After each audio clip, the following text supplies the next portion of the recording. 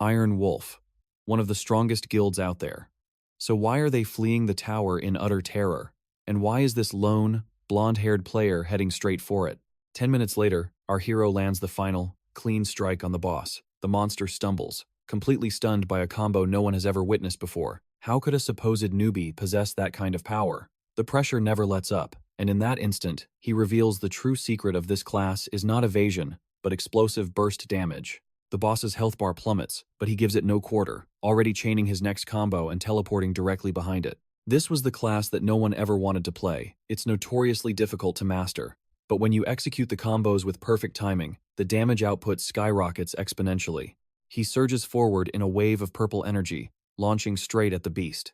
And in that moment, the monster knew. Its life was over. The once unconquerable tower is bathed in a violet glow, and a single, devastating slash cuts through everything. The boss, the very walls, all of it, cleaved cleanly in two. The impossible monster wave was annihilated. When the other hunters burst into the room, they can't believe their eyes. Even their captain is frozen in shock. But wait, we need to rewind. How did he become this powerful? A colossal green-skinned matriarch is terrorizing this poor marksman-class player. The player is fighting for his life, throwing every skill he has, but she seems immortal, spamming lightning across the entire arena. Just when he thinks he's finally taken her down, he's sent flying across the map with a single devastating blow. That's when our blonde-haired hero appears, offering a helping hand, just as the green matriarch charges up another deadly attack. But the very second our hero tries to draw the monster's aggro, the marksman freezes. A mysterious golden gear appears beneath his feet. He tries to explain that he never asked for help, but he's killed in an instant. With his final breath, he curses the blonde hero, screaming that it was all his fault. And what about our main character? Back then, he had no idea that while this was just a game to him, for others, their very lives hung in the balance, until it was his turn. In a flash of light, his room is obliterated, and a powerful goddess appears before him. And guess what she says? That this was all his fault too. He looks so tiny in her grasp. By the way, my ex used to say the exact same thing, and just like that, he's crushed by her fingers, or rather, teleported. Looking down at his own hands, he knows something is terribly wrong. Explosions are rocking the landscape, and a fiery bird queen is leading an entire army. I've got to thank the artists on this series. Every female character they draw is absolute wife material. If I wanted to see ugly faces, I'd just go outside. Monsters are charging straight for him, so he bolts and dives into the water. What in the world is going on? Okay, first, he's certain all these monsters are from the game. Second, these hands belong to the notoriously difficult class known as the Dark Knight. Yeah, buddy, you're times and times the game now. He spots a couple nearby, and one of them has a selectable character class, meaning a real player is in control. The guy has an insane aura, and he's easily soloing the Firebird Queen. But just as our main character tries to warn him about something, that same golden gear appears beneath his feet, paralyzing him completely. The couple just walks away, with the girl thanking someone named Bino. During another boss fight, he tries desperately to talk to that player, but it's as if the guy can't hear a single word. That player gets turned into a human popsicle, while our hero tries to figure out why no one is reacting to him. That's when a monster attacks, but he parries on pure instinct and cuts the creature down with ease, and that's when it hits him. If this is the same game he once mastered, then even with this so-called cursed class, he can absolutely dominate everyone. He knows every single Dark Knight combo by heart, and now that he's experiencing it firsthand, visualizing the skill chain is even easier. Launch, dash forward, quick slash, and a basic attack. The beast summons a pillar of ice, thinking it's trapped him, but a time-stopping combo activates, allowing him to appear from behind and make short work of the monster. It might look like a game-breaking glitch, and is incredibly hard to pull off, but that's just the most basic technique for a Dark Knight. Boom! A mirror shatters, and the goddess with the killer thighs appears once more. She reveals that he has passed her test and will now receive his true mission. As someone who dedicated his life to the world of Eris, he was gifted from the very beginning. And because he interfered with the marksman's quest, that duty now falls to him. The world of Eris is being twisted by a strange corruption. If things continue on this path, everyone in that world will perish. But the goddess is merciful. She allows him to choose from a selection of legendary items. Our boy is drooling over the legendary gear until a brilliant idea strikes him. He chooses a crown that allows him to equip any item, ignoring all level requirements. And just like that, he's sent back into the game. The blonde goddess tells him she'll be watching his journey. As he's whisked away, he swears that one day, he'll make her kneel before him. Afterwards, the main character follows the swordsman for a while, before collecting items in the forest, recalling the goddess's words that he needs to accumulate 38,095 fame points to enter the Celestial Hall. It's the only way for him to return to his own planet. The next day, he finally arrives at the main city of Hendenmeyer, the central hub for all players. He's cheerfully strolling through the city when he spots a girl challenging everyone to a duel. Her name is Choa Bunji, and at this point, I really need to find the artist and send them a thank you letter. He walks over to strike up a conversation, and she tells him he looks strong. Perhaps they should have a primal battle. I have no idea what that means, but I am all for it. Our hero's face turns beet red, but to everyone watching, she's just an NPC, so they think he's some lunatic role-playing a romance novel with ChatGPT. He bolts out of there, face still flushed, and heads to the guild hall to pick up a quest. A crew that looks like they're straight out of One Piece is giving him the evil eye, but he walks up to the gorgeous elf receptionist to ask if anything strange has been going on. To her, however, nothing is stranger than him. Just then, the renowned Iron Wolf Guild walks into the tavern, commenting that all newbies are the same. Our hero recognizes every single one of them instantly. He remembers every NPC in the game, and he knows the pink-haired Lenny shouldn't appear in the tavern unless a player has already cleared 2 specific dungeons. Could this be related to the corruption the goddess mentioned? The guild leaves, and our hero decides he has to follow them. He watches them enter the tower and tries to stop them from going in too early, but he's blocked by a nearby guard. That's when he remembers he needs an entry pass, and the only person who sells them is Roger Levin. Unfortunately, the game tells him he's currently away. Sorry. Suddenly, a shadowy figure approaches our main character. The scene cuts to this incredibly cool-looking guy, who speaks briefly with the guard and walks straight inside. Our hero slipped in with the other player, only to be hit by a shocking revelation. The guy had been watching him for a while now. He laughed, admitting he'd never seen someone get so deep into character that they'd flirt with an NPC in broad daylight. The main character's face flushed beet red. The other player offered to power level him, but he immediately left the party. Elsewhere, a hand slammed down on a monitor in pure frustration. So, the secret was out, a fatal miscalculation, and with that, we're thrown back into the tower. Just as our hero was climbing the stairs alone, an entire party of players scrambled past him, looking desperate and utterly exhausted. Seeing this, the main character immediately turned and bolted down the stairs at full speed. His form was a blur of motion as he raced through the long, straight corridors. He had to wonder, what in the world was happening? If the corruption spread any further, the remaining knights would be lost. He knew he had to pick up the pace, completely oblivious to a strange creature closing in from behind. It struck without warning, a sharp blow aimed right for his head. He flinched, but it was just a flesh wound. But sensing another attack coming, he reached into his inventory, drawing his weapon to cleave the small dragon in two. No sooner had he finished, more appeared from above, forcing him to parry a strike from one of them. With trembling hands, he cursed himself for letting his guard down. This whole tower was a dungeon, after all. Stealing his resolve, he cut down another creature while advancing toward the stronger variant. This one unleashed a relentless assault, thrusting its trident again and again. However, our main character met its charge with overwhelming strength, parrying the attack before landing a powerful kick. The blow staggered the beast, but it was just a distraction for another one lunging from his flank. Our star player managed to deflect the blow with his own weapon, but as the first monster attacked again, he was forced to use a skill, instantly teleporting a short distance above the beast. However, he spotted more winged creatures approaching, forcing him to use an animation-canceling technique once more. This bought him some distance from the two pursuers, but he knew the situation was dire. There was no time to counterattack. He was simply outnumbered. The warrior closed the distance again as our protagonist tried to activate his Shadow Slash skill. However, it was no use. The creature was just too fast. He stumbled back against a wall, his mana completely drained. He knew this was all his fault for not leveling up when he had the chance. But then a strange sound drew his attention.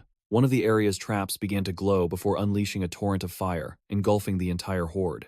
All of them were now heavily damaged and vulnerable. The main character realized a nearby statue was the trigger mechanism. He suddenly recalled something about the inscription at its base that had caught his eye. He immediately broke into a dead sprint as the enraged monsters shrieked behind him. After gaining some distance, he finally found it, a magic recovery circle. He ran towards it, knowing he just needed to make contact as the monsters closed in for the kill. In the next instant, blood erupted into the air in a gruesome display. The creatures had been torn apart by the sheer force of the main character's teleportation. He felt his power surge back, stronger than ever, and a system window confirmed he'd leveled up during the recovery. He decided he would repeat this process a few more times to grind his power level. Two Draconians charged toward the main character, but he swiftly activated his Black Cross skill, felling them with effortless ease. Another monster watched this unfold, sensing the shift in the air, but Jinsun had already appeared in its blind spot using his teleport skill. 3 powerful thrusts later, and its life was extinguished. He followed up with a spinning slash, continuing his massacre of the remaining foes. For a moment, he felt like the true protagonist of some epic show. In the end, choosing the king's contract was definitely the right decision. It had increased his power tremendously. The golden-haired young man continued his gleeful slaughter, until suddenly, a colossal shadow loomed over him. It whipped its tail, taking in the sight of its fallen brethren. The main character grimaced, thinking he should have left sooner, but now his level was high enough to face this threat. This was the Draconian Nest, and its leader, 𝑧𝒕𝒐𝒑, had arrived. The beast declared that an intruder had defiled their sacred skyland. It then ordered its minions to begin cleansing the floor of the human who had tainted it. The creature lunged forward, its trident aimed at our hero, but he dodged the attack, appeared behind it, and landed a swift slash on its leg, forcing it to its knees. Then, with a single black slash, the main character cleaved it in two. He turned to see another creature and, with his classic teleport, dodged its attack, reappearing behind it with a smirk. Mocking its slow speed, he prepared to deliver the final blow. The monster braced itself, sweating from the immense pressure. However, it suddenly saw the main character shoot right past it and slam face first into a nearby pillar. Everyone froze, stunned by the ridiculous sight, while our hero stood there in pure embarrassment, letting out an awkward laugh. Seizing the opportunity, the infuriated monster landed a solid punch right in his face. A short while later, we see him back to decimating the monsters once more. He quickly decided to focus on the enemies diving at him from a distance. However, a sudden explosion rocked the area. They rose from the smoke, confident they had landed a hit.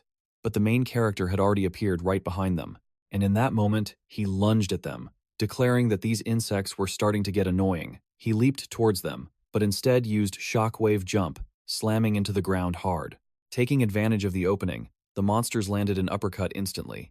The combo system is said to allow players to ignore cooldown times. However, this is only possible if you use skills in the correct sequence. Because of this restriction, your choices directly reflect your skill and mastery of the class. He immediately cursed his mistake, realizing he had wasted a skill twice, and didn't even notice a trident hurtling toward him. But his instinct screamed, allowing him to defend just in time. He realized this wasn't just a game, his very life was on the line. However, his opponent cleverly used its tail to grab his leg and slam him to the ground, catching him by surprise. The main character quickly dodged the trident's thrust, then tensed his legs, his muscles bulging with raw power. He then yanked the lizard's tail, throwing it off balance instantly, before lunging in to finish it with his sword. But he wasn't fast enough, as another creature ambushed him from behind and landed a strike. The main character dodged the fatal blow but realized he had just narrowly escaped death. The one responsible for the attack was the boss of this area, who was now growling menacingly. It then let out a furious roar and charged toward the main character with intense rage. Our hero, however, prepared his own attack, unleashing a massive wave of power to meet the charge head-on. But the blow was swatted away by the boss's arm without the slightest effort. After all, this was the final boss. He knew it wouldn't be defeated that easily. He immediately blocked a counterattack, impressed as a barrage of strikes rained down, forcing him to parry and dodge relentlessly. But the beast didn't pause for a second, attacking as if it had zero cooldown. He felt himself being pushed into a corner, his grip tightening on his weapon. Meanwhile, this was exactly what the creature wanted. It let out a guttural roar and unleashed a blast of lightning at the defenseless main character. The result was devastating, leaving him wounded all over. He was then hurled violently into one of the area's pillars. With a heavy gasp, he slammed against the wall, feeling excruciating pain shoot through his body. Glaring back, he began to calculate his next move while the creature stood there, radiating pure menace. But clenching his weapon, he knew giving up wasn't an option. And so, he charged forward again, muttering how much this battle hurt. In the next moment, he unleashed a swift slash. However, the monster parried the attack effortlessly. He felt his strength fading, stumbling as he tried to execute a spinning attack. A moment later, he collapsed to the ground as the monster mocked him, raising its weapon and asking if this childish game was finally over. As it prepared the finishing blow, our main character managed to teleport away. But not before whispering something under his breath. That was the third move. The monster didn't understand, and lunged in a fury, demanding to know what he was talking about. Our hero shot forward with absolute rage, declaring, "This is the fourth," as he slammed his powerful fists into the massive creature. For the first time, the monster felt the sheer weight of the main character's attack, and was soon being crushed by an overwhelming aerial pounce. The beast wondered what immense pressure was bearing down on it, as it couldn't sense any source of power. But our main character knew the true nature of his combo wasn't evasion, but the massive burst damage that was being unleashed right now. The creature screamed, feeling pain tear through its very core. It tried to retaliate with its electric aura, but our boy dodged it with a grim expression. And so, he finally thought, he had reached the fifth and final strike. It's said that the more you use this skill combo, the higher the accumulation becomes, and the fifth use deals over 200% bonus damage. Because of this, his blade began to glow as power accumulated upon it. A moment later, a devastating wave of energy was unleashed all at once, causing the creature to panic as it sensed its own demise. Outside, birds flew, unaware of the approaching danger, as a violet light began to pierce through the marble walls. The colossal attack erupted from our main character, who obliterated the entire landscape just to take down this wretched creature with one final blow. We can see his complete exhaustion as his body collapses to the ground, a notification announcing that the Dragonkin's lair had finally been cleared. Suddenly, someone approached, wondering where all the noise came from, as knights took notice of the massive number of monster corpses. They immediately called for their vice captain, reporting that someone was inside the area. We flash back a moment earlier, where our boy had fallen to the ground, saying it was finally over. Looking completely spent, he admitted this was much harder than he'd anticipated, and that it would be easier if someone could just carry him. At that moment, a brilliant light enveloped his body. Through it, he realized he had leveled up, thanking the goddess for restoring his vitality. And so, Junoon stood up, declaring, "Time to collect the rewards from this battle and head to the next floor." Then, looking around, he noticed there were no item drops.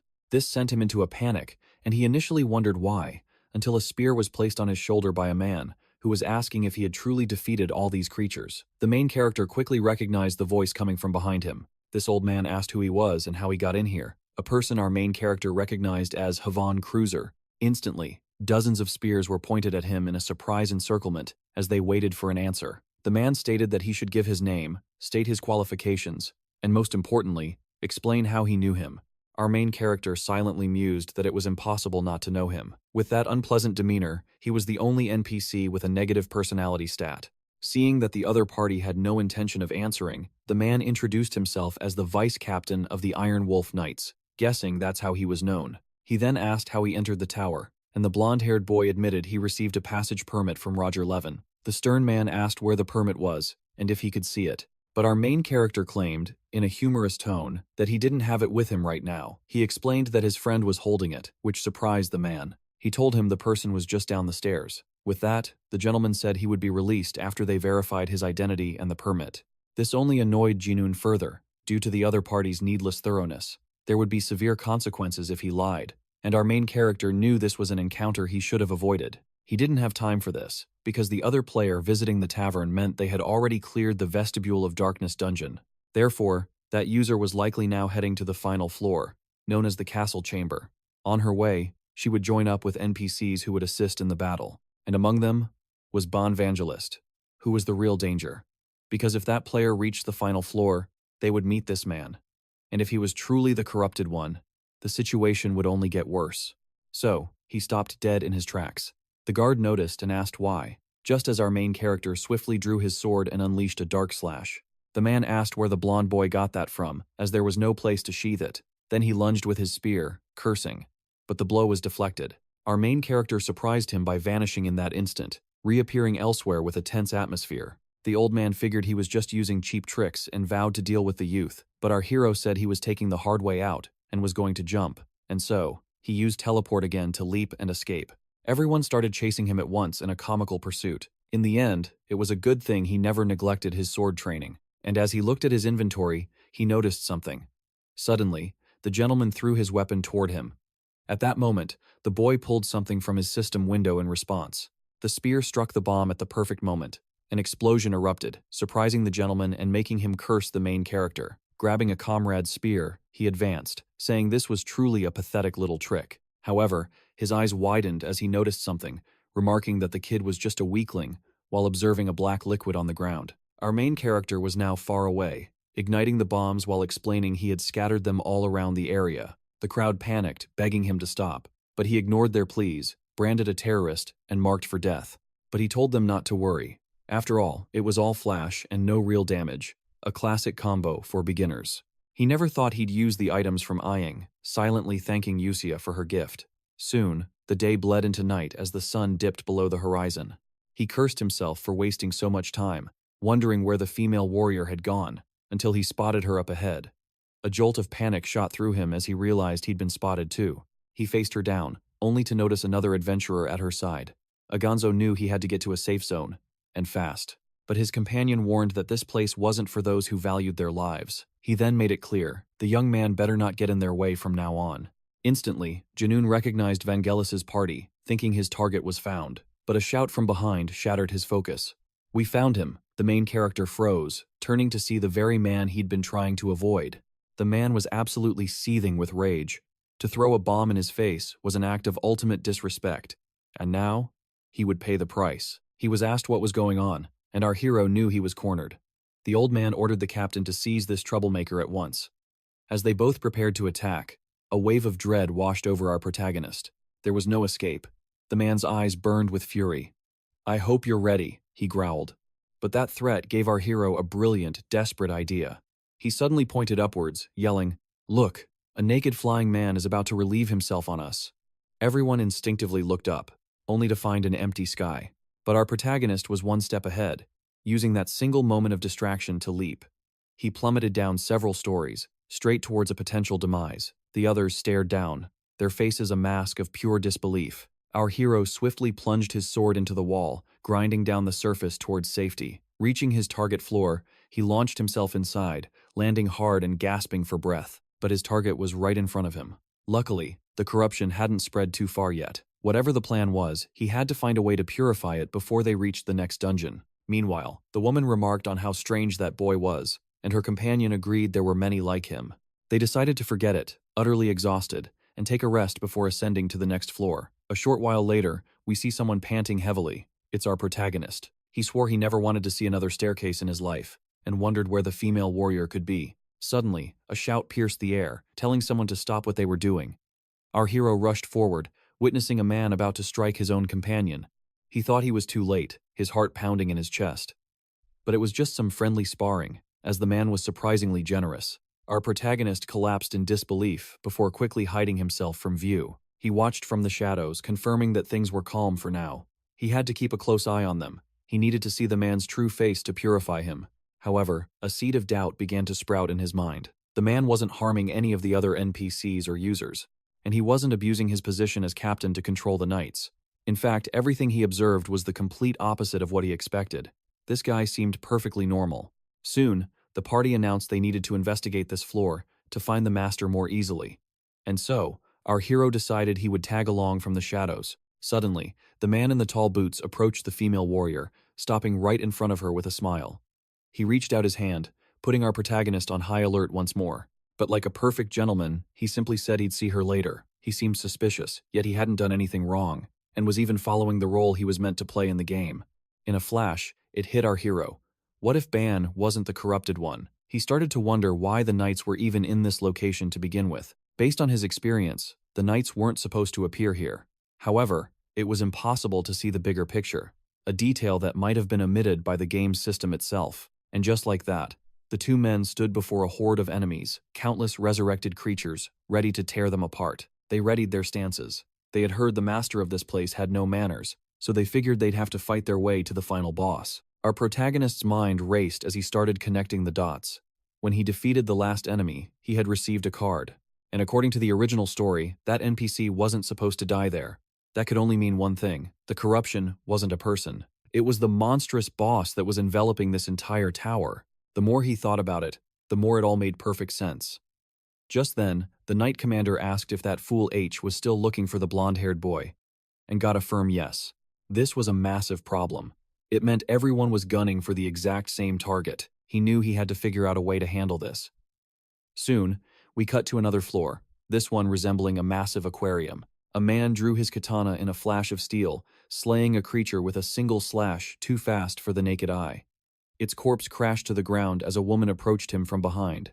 She commented that his skills were as impressive as ever. He simply replied, "Don't joke with an old man." After all, they had come this far. They had to be close to their goal. A moment later, the bald man told Saren to step aside. He then unleashed one of his most powerful attacks in a single direction. The woman immediately asked, "GSD, what's going on?" and he revealed that he thought he had just sensed a monster. But the one who withstood the attack was Jinun, a testament to his incredible skill. Still, he couldn't fully control his demonic arm just yet. That old man, he thought.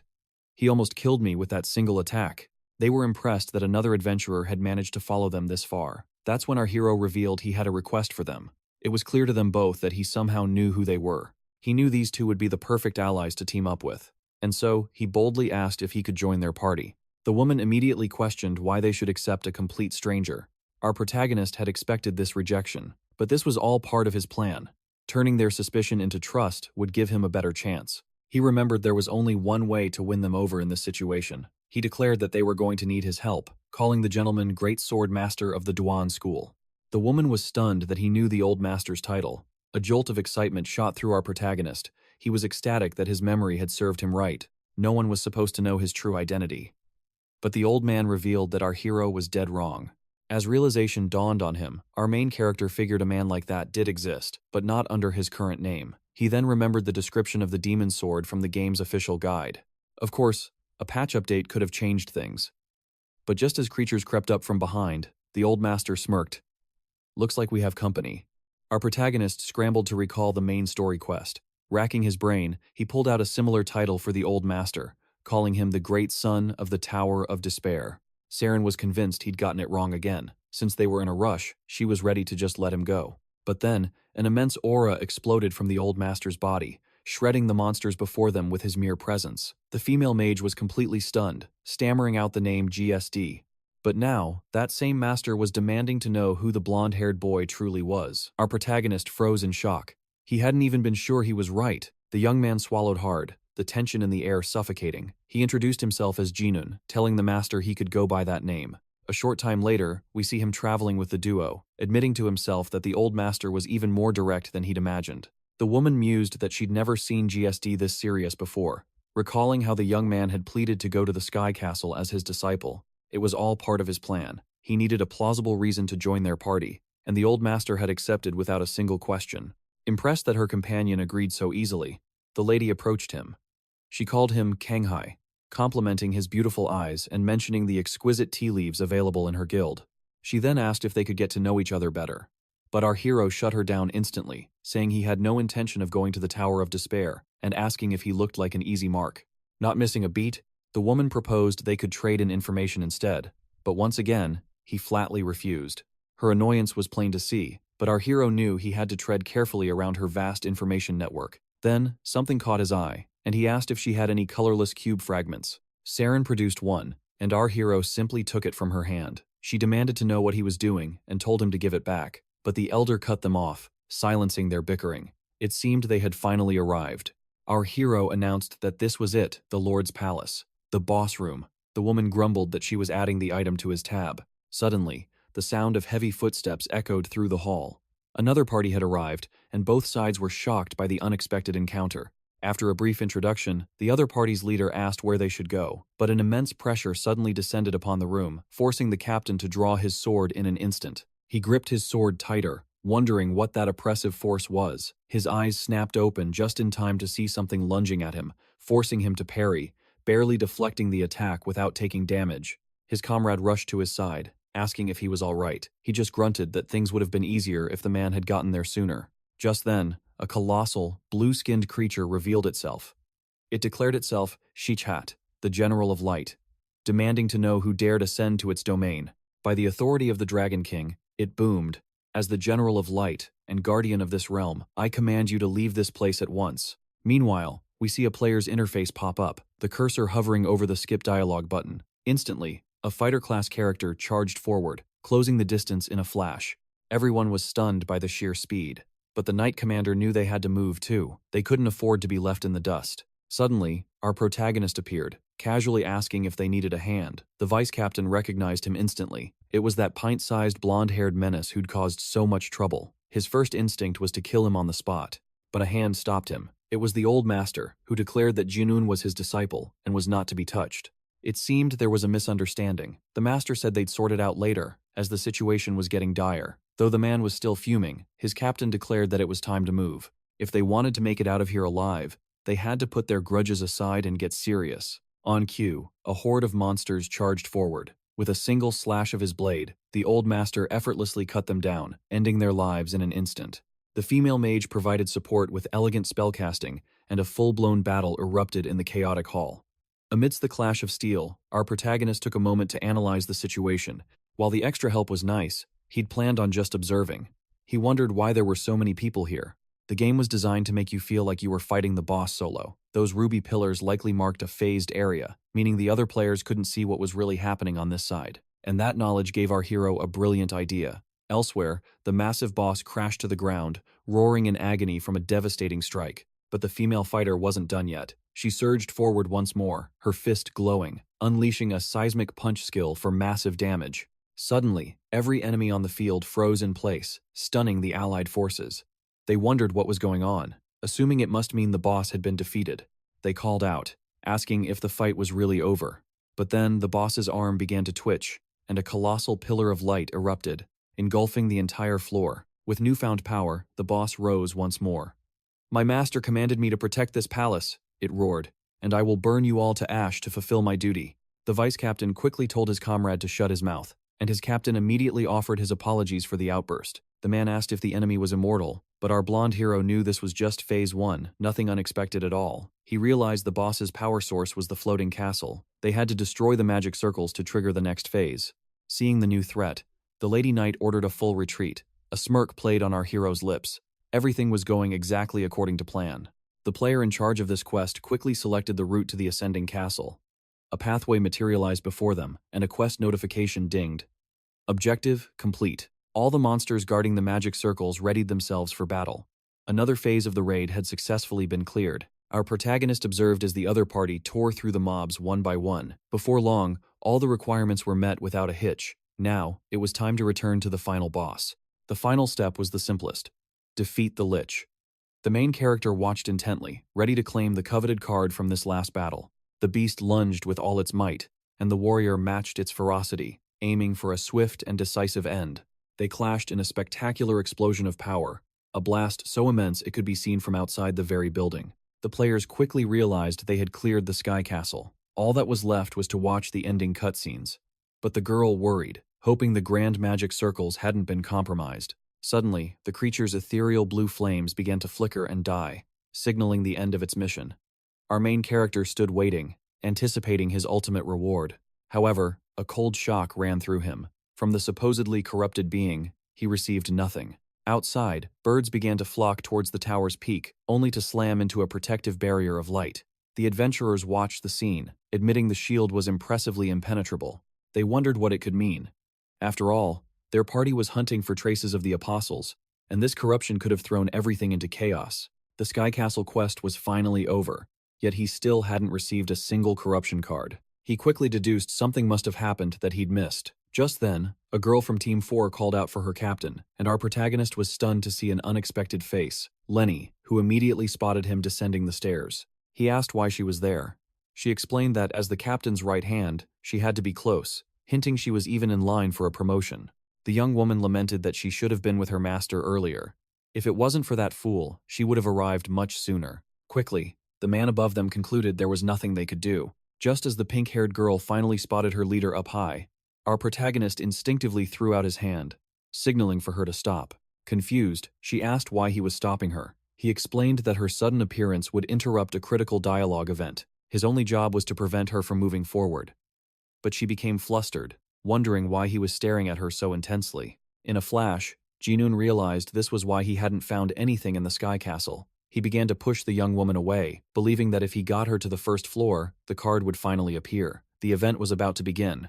In that very moment, the majestic cry of a sky whale echoed through the air. The blonde-haired man approached, stating they would be returning. They had much to report. The old man sensed a tremor in the atmosphere.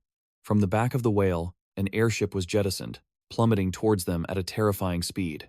The knight captain immediately recognized this as the worst-case scenario. While the pink-haired girl panicked, our main character simply stated it was all part of the final event. More specifically, it was an emergency lifeboat. An NPC was about to crash land in front of the adventurers, triggering the next scenario. There was no need to worry, he insisted. They just had to get down to the designated crash site. He assured them everything was under control. The young woman, however, argued she needed to reach her captain and escape immediately. But the blonde man knew it wasn't a threat, so there was no reason to flee. She tried to refuse, but Janoon knew he couldn't let her interfere, until he saw it was heading directly for them. Our protagonist tried to warn her that it wasn't supposed to hit them, but one look back told him his prediction had been disastrously wrong. He questioned how this could happen. This wasn't the path the story was meant to take. This must be the true corruption he was meant to find in the Sky Castle. With that thought, he instantly opened his inventory window.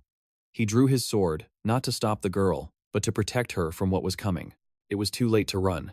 His only option now was to destroy the falling object himself. But then, the system's words echoed in his mind, explaining how the next scenario was supposed to unfold. The storyline had to be followed precisely. Lenny must not fall, and the lifeboat must land safely. We get a closer look at the cockpit, where someone is desperately trying to steer. The pre-written course of the story was being forcefully altered. Our main character knew this couldn't be the end he was searching for. Suddenly, memories of past messages flooded his mind, taunting him for always giving up too easily. With veins pulsing on his forehead, a new resolve ignited in that moment. And just like that, an explosion rocked the tower that reached the heavens.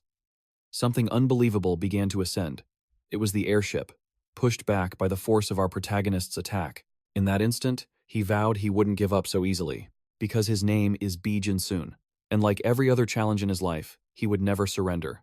He would carve his own path, no matter what stood in his way. Lenny stared in disbelief, wondering how he stopped it. Looking at his inventory, she asked what he had thrown. It was a fruit from the sky tree, famous for exploding on strong impact. Soon, the ship began to fall again. The main character commanded it to stop as he hurled another fruit. It rocketed towards the metal hull with terrifying speed. The shell buckled under the powerful impact, just as planned, creating the thrust needed to push the object even higher. They wondered what the noise was, thinking everything should be fine. But they were horrified to see a chain of continuous explosions erupting from the rising airship. In that moment, our protagonist ran faster than his legs could carry him, launching several more fruits in rapid succession to maintain its upward momentum. He knew he could do this. It was the only way he could clear this impossible stage. He threw two at once, hoping to settle it in a single, final push. Lenny could only watch, wondering what that fool was doing and trying to make sense of the chaos. The main character quickly pulled out another fruit and threw it with all his might, believing he was about to reach the top. But to his horror, he realized nothing had left his hand.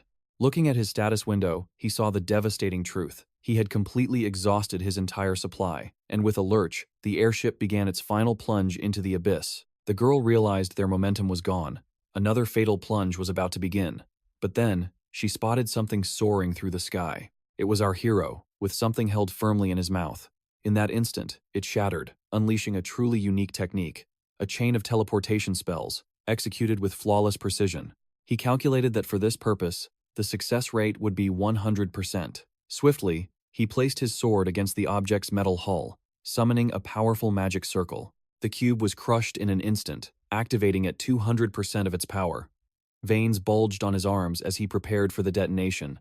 A colossal wave of darkness engulfed the entire area around him. This, he thought, would be his ultimate dark catastrophe, generating the precise thrust needed to send the ship to its designated landing zone.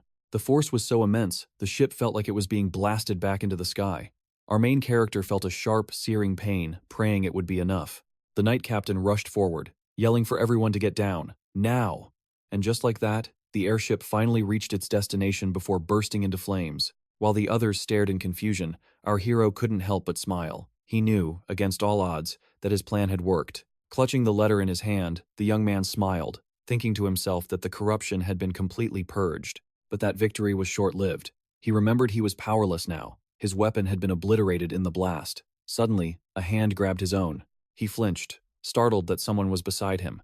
It was Lenny, the girl from before, watching him intently. She declared that from this moment on, they were even. Our hero let out a sigh, admitting he never expected the recoil from his darkness explosion to be so powerful. This sword must have been a low-grade item after all. Now he needed a new one, but he was completely out of items and gold. Still, leveling up had been worth it. It unlocked that insanely useful darkness explosion skill, just in time. But to use powerful skills like that, he needed a catalyst item, like that purification cube fragment.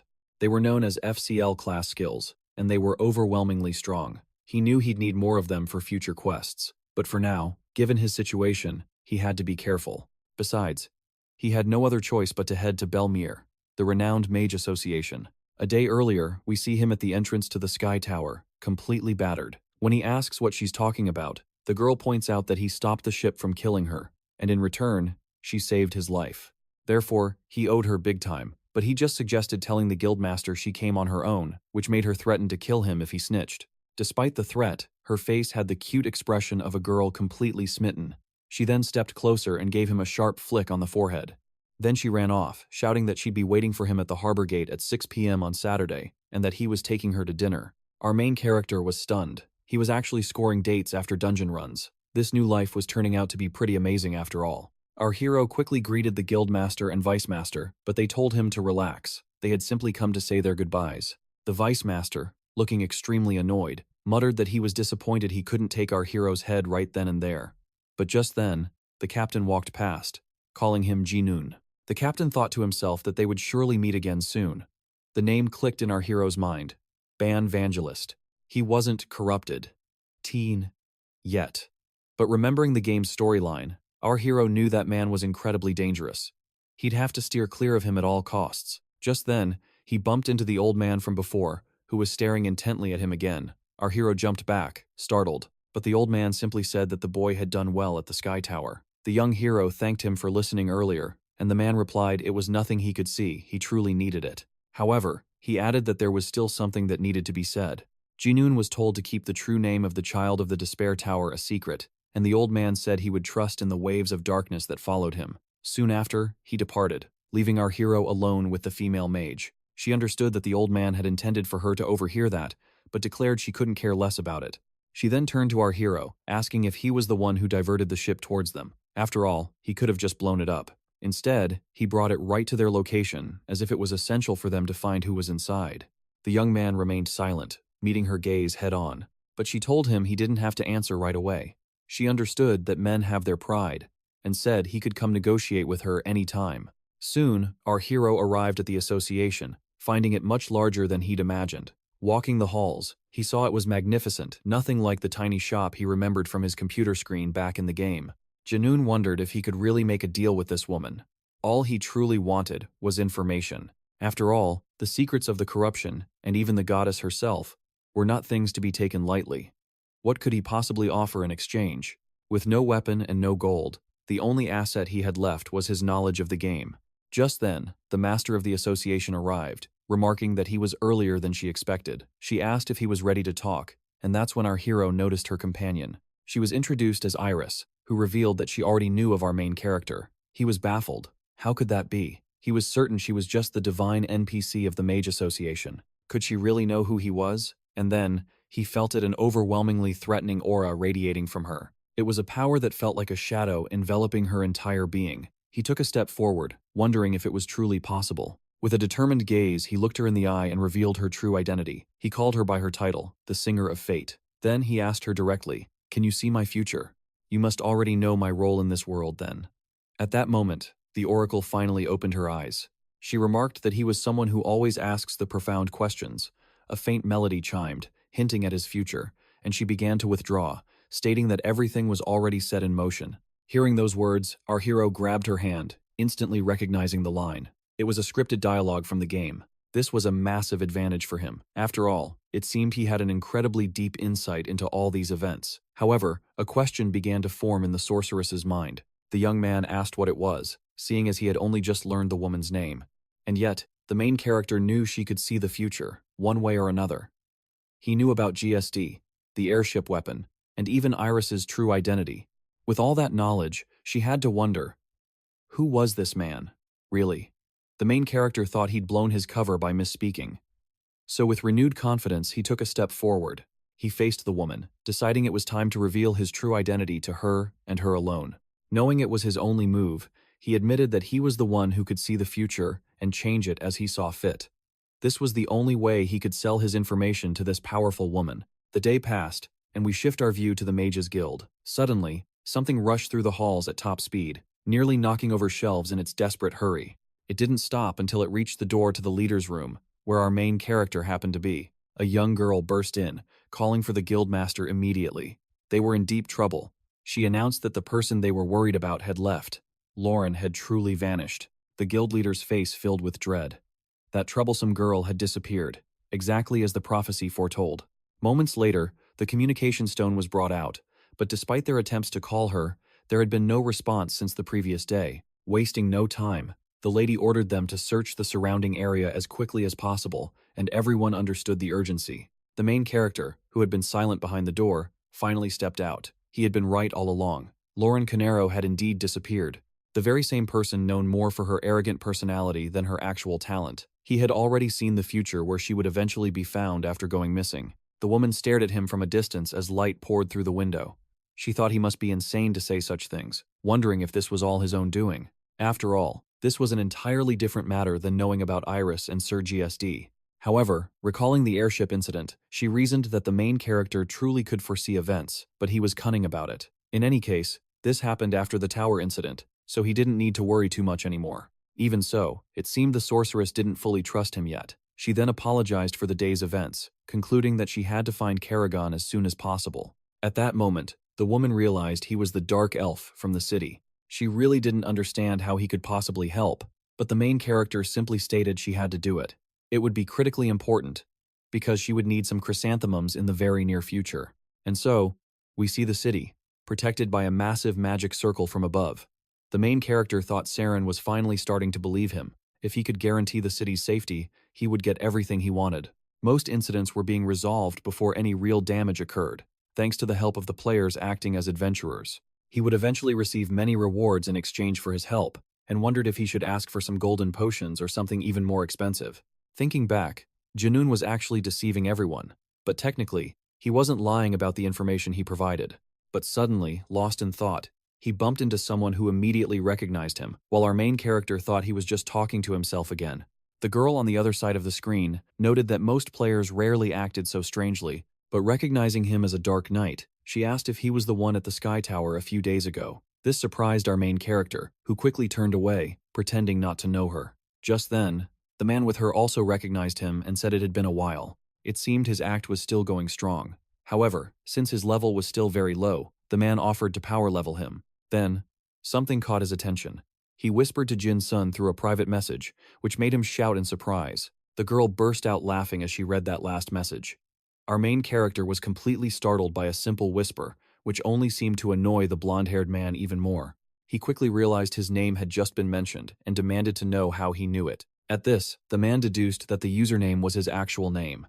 This was, after all, quite amusing. The main character frantically asked how long that name had been there. After all, even before arriving at the Sky Tower, no one had noticed it. Meanwhile, remember that he had introduced himself to this gentleman as Jin Sun. The thing is, he never even had a username until that point, and he reflected that his actions were truly causing some strange side effects. A moment later, this stranger snapped his fingers, admitting that he quite liked him, and invited him to join their guild on the spot. If he agreed, they'd give him top-tier equipment and potions, plus carry him through dungeons, which our main character flatly refused. The man seemed to ignore the rejection, mentioning they had tutorials and other similar things. But then, our hero was distracted by something else. He instantly recognized a voice and looked past the figure to head toward the sound. Ophelia continued to scream, declaring she would have her revenge no matter what. The main character watched from afar, realizing she was the survivor from the burning airship. Suddenly, an unexpected attack knocked the dagger from her hand. It was the knights, telling her not to overdo it because she was too weak. The blonde-haired man recognized this as the beginning of 𝑏𝒐𝒑's storyline. He also quickly noticed that the player currently on this quest was Moose, an archer class.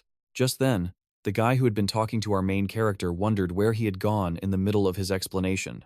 The young girl then declared that the temple on the whale's back was her home. Everything about her people was preserved there, like family memories. But unfortunately, Lotus had caused the apostles to slaughter one another, and now the girl couldn't just sit by and watch it all fall apart. The main character observed from a distance, reflecting on the situation. On the back of that colossal creature was the GBL Order, a religious organization that protected the relics above. The reason this young woman had come down here was because Lotus was attacking them at this very moment. The apostles were described as the 12 rulers of the demon world, and they were the main villains of this dungeon world. In the end, he didn't want to get tangled up with one of them. He just needed to handle the corrupted followers. So, he calmly observed the other player. In that instant, the female archer turned back, catching the attention of the two men. They quickly realized she was retreating from this point in time. This was a critical complication, but it didn't matter. They would all return together before the sun fully rose, and the main character understood. This was how narrative dialogue drove the plot forward. It seemed, for now, that none of them had been corrupted. 𝑵𝒐𝒑 and 𝑺𝒕𝒐𝒑 would then head to 𝑏𝒐𝒑 upon their joint return. Once this cutscene and its dialogue concluded, he needed to make a swift exit, but suddenly, a desperate voice shattered the calm, screaming for the captain. The main character was startled, certain the cutscene was over, but it was Lenny, yelling that she would join him no matter what. After their talk with Ophelia, the adventurers' party was set to navigate a dungeon that encompassed the entire colossal whale, guided by the temple's walls. The plan was clear. Van, 𝑺𝒕𝒐𝒑, and the adventurer would go together. And only them. This meant Lenny's presence was a corruption of the original scenario. The young woman insisted, desperate for a chance to prove her skills, but the man argued this wasn't the kind of mission she should be a part of. The vice chief quickly covered his mouth, apologizing that he couldn't stop her. But the gentleman seemed lost in thought, hearing that this wasn't an enemy they could easily face. And then, he burst out laughing, admitting she was unstoppable and agreeing they'd go together. This sudden change left our main character utterly stunned. If the young girl tagged along, this quest was undoubtedly corrupted, and he had to find a way to prevent it, just like he did back at the Sky Tower. He watched her excited silhouette, calculating the possibilities. They had said they would leave at dawn. That could be the perfect opening. With that, we see the sky whale continuing its majestic flight. The scene shifts to the city's harbor, where heavy waves crash against the docks under an oppressive atmosphere. The dark elf swiftly called out to 𝑚ISS, remarking that she was as beautiful as ever, but his gaze shifted, wondering what the hell this kid was doing by her side. Hearing the boy was a VIP guest staying with her guild, our hero noticed his own gear was laughably weak. He asked if the armor could even be taken off. He was told she had just finished applying oil and could get up any time. However, he felt it wasn't meant for him, recalling the moment he had first arrived. Early one morning, he screamed in a panic. When the woman asked what was wrong, he declared that the future had arrived sooner than expected. A major event was about to unfold at 𝑏𝒐𝒑, and the chaos would soon engulf the entire city. She recalled that she would only get the details after returning, so she accepted his request to head to the flying whale. The woman noticed he was gathering more and more items, but his information was valuable enough to be worth the trade. Swiftly, the dark elf suggested they could have tea while they waited. But a sudden loud crash echoed from behind them, and both of them froze at the sight. Our hero just scratched his nose, admitting he'd only touched it lightly, and somehow knocked everything over. The man roared in fury and threw a full-force punch straight at his face. "Do you have any idea how much that costs?" he yelled. 𝑗in cursed back that it was all junk, which only fueled the man's rage. But our hero quickly said he had no time to argue, telling him to just put it all on the Mage's Guild tab.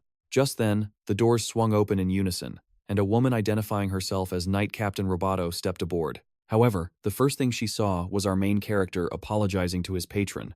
Some time passed. The pilot asked about their arrangement, noting the large number of passengers and the need to prepare quickly. A gentleman remarked how surprising it was to see the boy there. Our main character insisted he wasn't a mage, just a guest for now. The bearded man then stressed that Saren seemed to have incredibly high expectations for him, despite him being just a guest.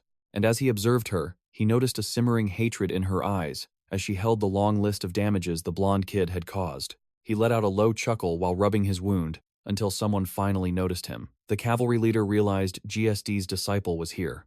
Our hero quickly explained he was here with the Mages Guild on an expedition. Ba was surprised, right before the main character asked to borrow one of his members, since he hadn't had a chance to hire a bodyguard. The gentleman agreed to let Lenny stay by his side, much to the girl's utter embarrassment. But our hero, with a sly grin, thought this would make it much easier to keep an eye on her. His mind was in turmoil. She demanded to know what he was plotting, but the dark elf shouted for everyone to get on board, yelling that the situation was critical. Suddenly, the previous adventurer approached, stating that everyone was accounted for. Swiftly, the sails began to unfurl against the sky, and the ship, once in the water, finally began to ascend. The pilot quickly put on his goggles, stating they would depart immediately. On his command, the airship shot forward at incredible speed, its destination set for 𝑏𝒐𝒑. The ship weaved sharply through the clouds, dodging obstacles. Everyone except the adventurer was thrown from side to side. Wondering what was happening, the blonde kid realized that sitting still in this situation was like being a lifeless doll. He remembered the female fighter experienced the exact same thing while climbing the tower. It had to be because their instance loading times were different. Soon, a voice announced they were passing through the final gaps, and just like that, the ship came face to face with the colossal eye of the giant whale. Everyone was left in awe of the creature soaring through the heavens. Lenny looked up, completely stunned, having never witnessed anything like it. She remarked that 𝑵𝒧𝒻 was truly a mythical creature to be this massive. A moment later, they landed at their destination, a place scattered with the remains of those who once lived there. The pilot announced they couldn't anchor, telling them to send a signal when they were ready to return. A heavy silence fell over the crew, the air thick with dread.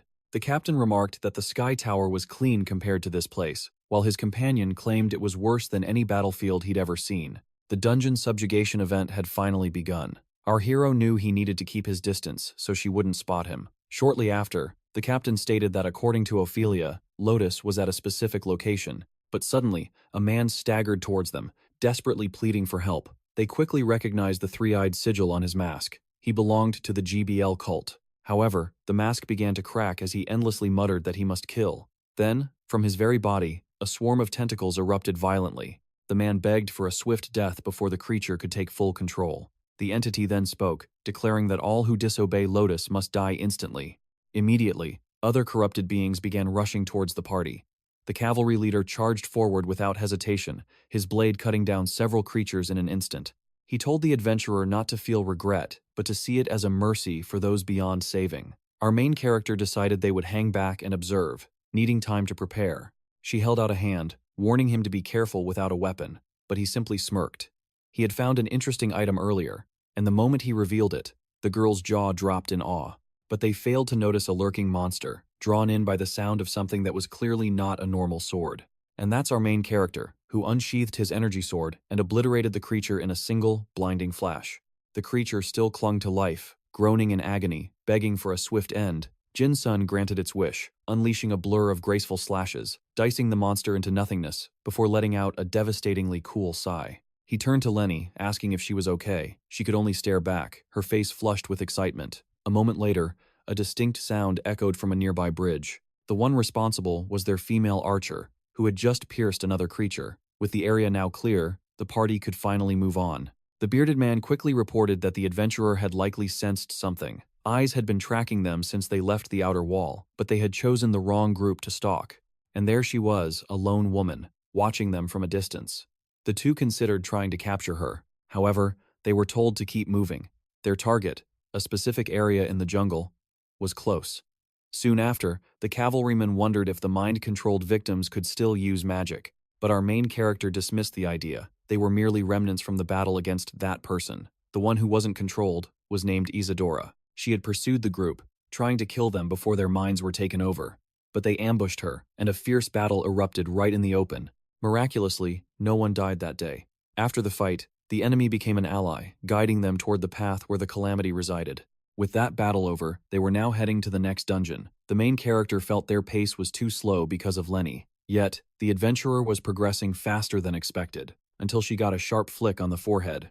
"Are you even listening?" she asked. "Your head is full of air." It was true. He hadn't heard a word and told her to focus from now on. Because, if nothing changes, if the story unfolds as it should, this girl in front of him is destined to die. Our hero could vividly recall the scene from the near future. They just kept walking. He knew there was nothing he could do. He shouldn't even have stopped. This was a fixed outcome, an unchangeable point in destiny. So Jin-sun called out to her. When she asked what was wrong, he decided to joke around, telling her she'd get hit if she didn't stop and wait for him. She got annoyed at his teasing. He thought to himself, "I can't change what's coming, but I will make sure to fill your last days with happy memories, so you can pass on in peace." Suddenly, the girl worked up the courage to ask if the young man had a girlfriend. The question struck him like a lightning bolt, freezing him on the spot. He paused, wondering what this situation was. He had just asked her a completely different question. He began to ponder for a moment, until massive roots erupted from the ground without warning. His companion managed to leap back just in time, but in that split second, a thick vine snaked around the hero's arm, trapping him. Lenny cried out his name, wondering if these roots were truly the work of a droid. Our main character theorized they must be remnants left along the path. Turning to his inventory, he prepared for a fight, ready to hack these branches to pieces. However, he failed to notice a monster lunging at him from behind. This could be the end, he thought, cursing himself for not paying attention to the smallest details. But just then, his companion cut the creature down with a single, swift slash. She freed her friend while charging toward the other roots. The female knight wondered what these things were, as everything in this beast-infested forest felt bizarre. It's a type of monster called a hankter, which uses a ritual to prevent losing control. But the girl told him to shut up, the tense atmosphere easing as they acknowledged the ambush. The blonde man admitted he had been a little overconfident. Without warning, the monsters began swarming toward them both. They quickly launched their counterattack, our main character brimming with confidence. The two began to split up, handling the monsters without any issues. Lenny was a master with her heavy weapon, expertly annihilating them. A true slaughter was unfolding amongst the demon-possessed creatures. Our hero wore a confident smirk in that moment. Meanwhile, Lenny smiled back at him. And finally, he made his decision. He noticed they were both getting tired. The girl suddenly collapsed to the ground, startling him. He rushed to her side, asking if she was okay. She replied that she was just exhausted. On top of that, she thought she might have sprained her ankle and asked for a little help. Our protagonist looked down at her and revealed that, in fact, he already had a girlfriend. He continued, saying that this girl probably knows her very well. Understanding dawned on her confused face. However, the main character took her hand, declaring that he was going on a date with her this weekend, and with a sincere smile, he admitted that she couldn't forget the promise she made either. In the end, this might just be useless pity. Still, he wasn't doing anything wrong, admitting he wasn't even sure if he knew any good restaurants. But that didn't matter to him. He wanted to do everything he could to ensure his companion could close her eyes for the last time with a heart full of happiness. As they ran, she playfully hit him, asking why there. When she said he deserved much more, the protagonist promised he would do his absolute best. Seeing his sincerity, the girl became even happier in that moment. Before long, the two of them arrived at their destination. Their figures blurred as they rushed forward at top speed. An enemy appeared, only to be instantly cleaved in two by the warriors. The girl called out to the protagonist, asking if this was the right way, and he confirmed it was. Their first destination was the knight, who appears right after the holy temple, which housed a special weapon. However, Lenny called out to Jinsoon once more. They had found traces of the archer's skills, and in the middle of it all, the girl quickly noticed something sparkling.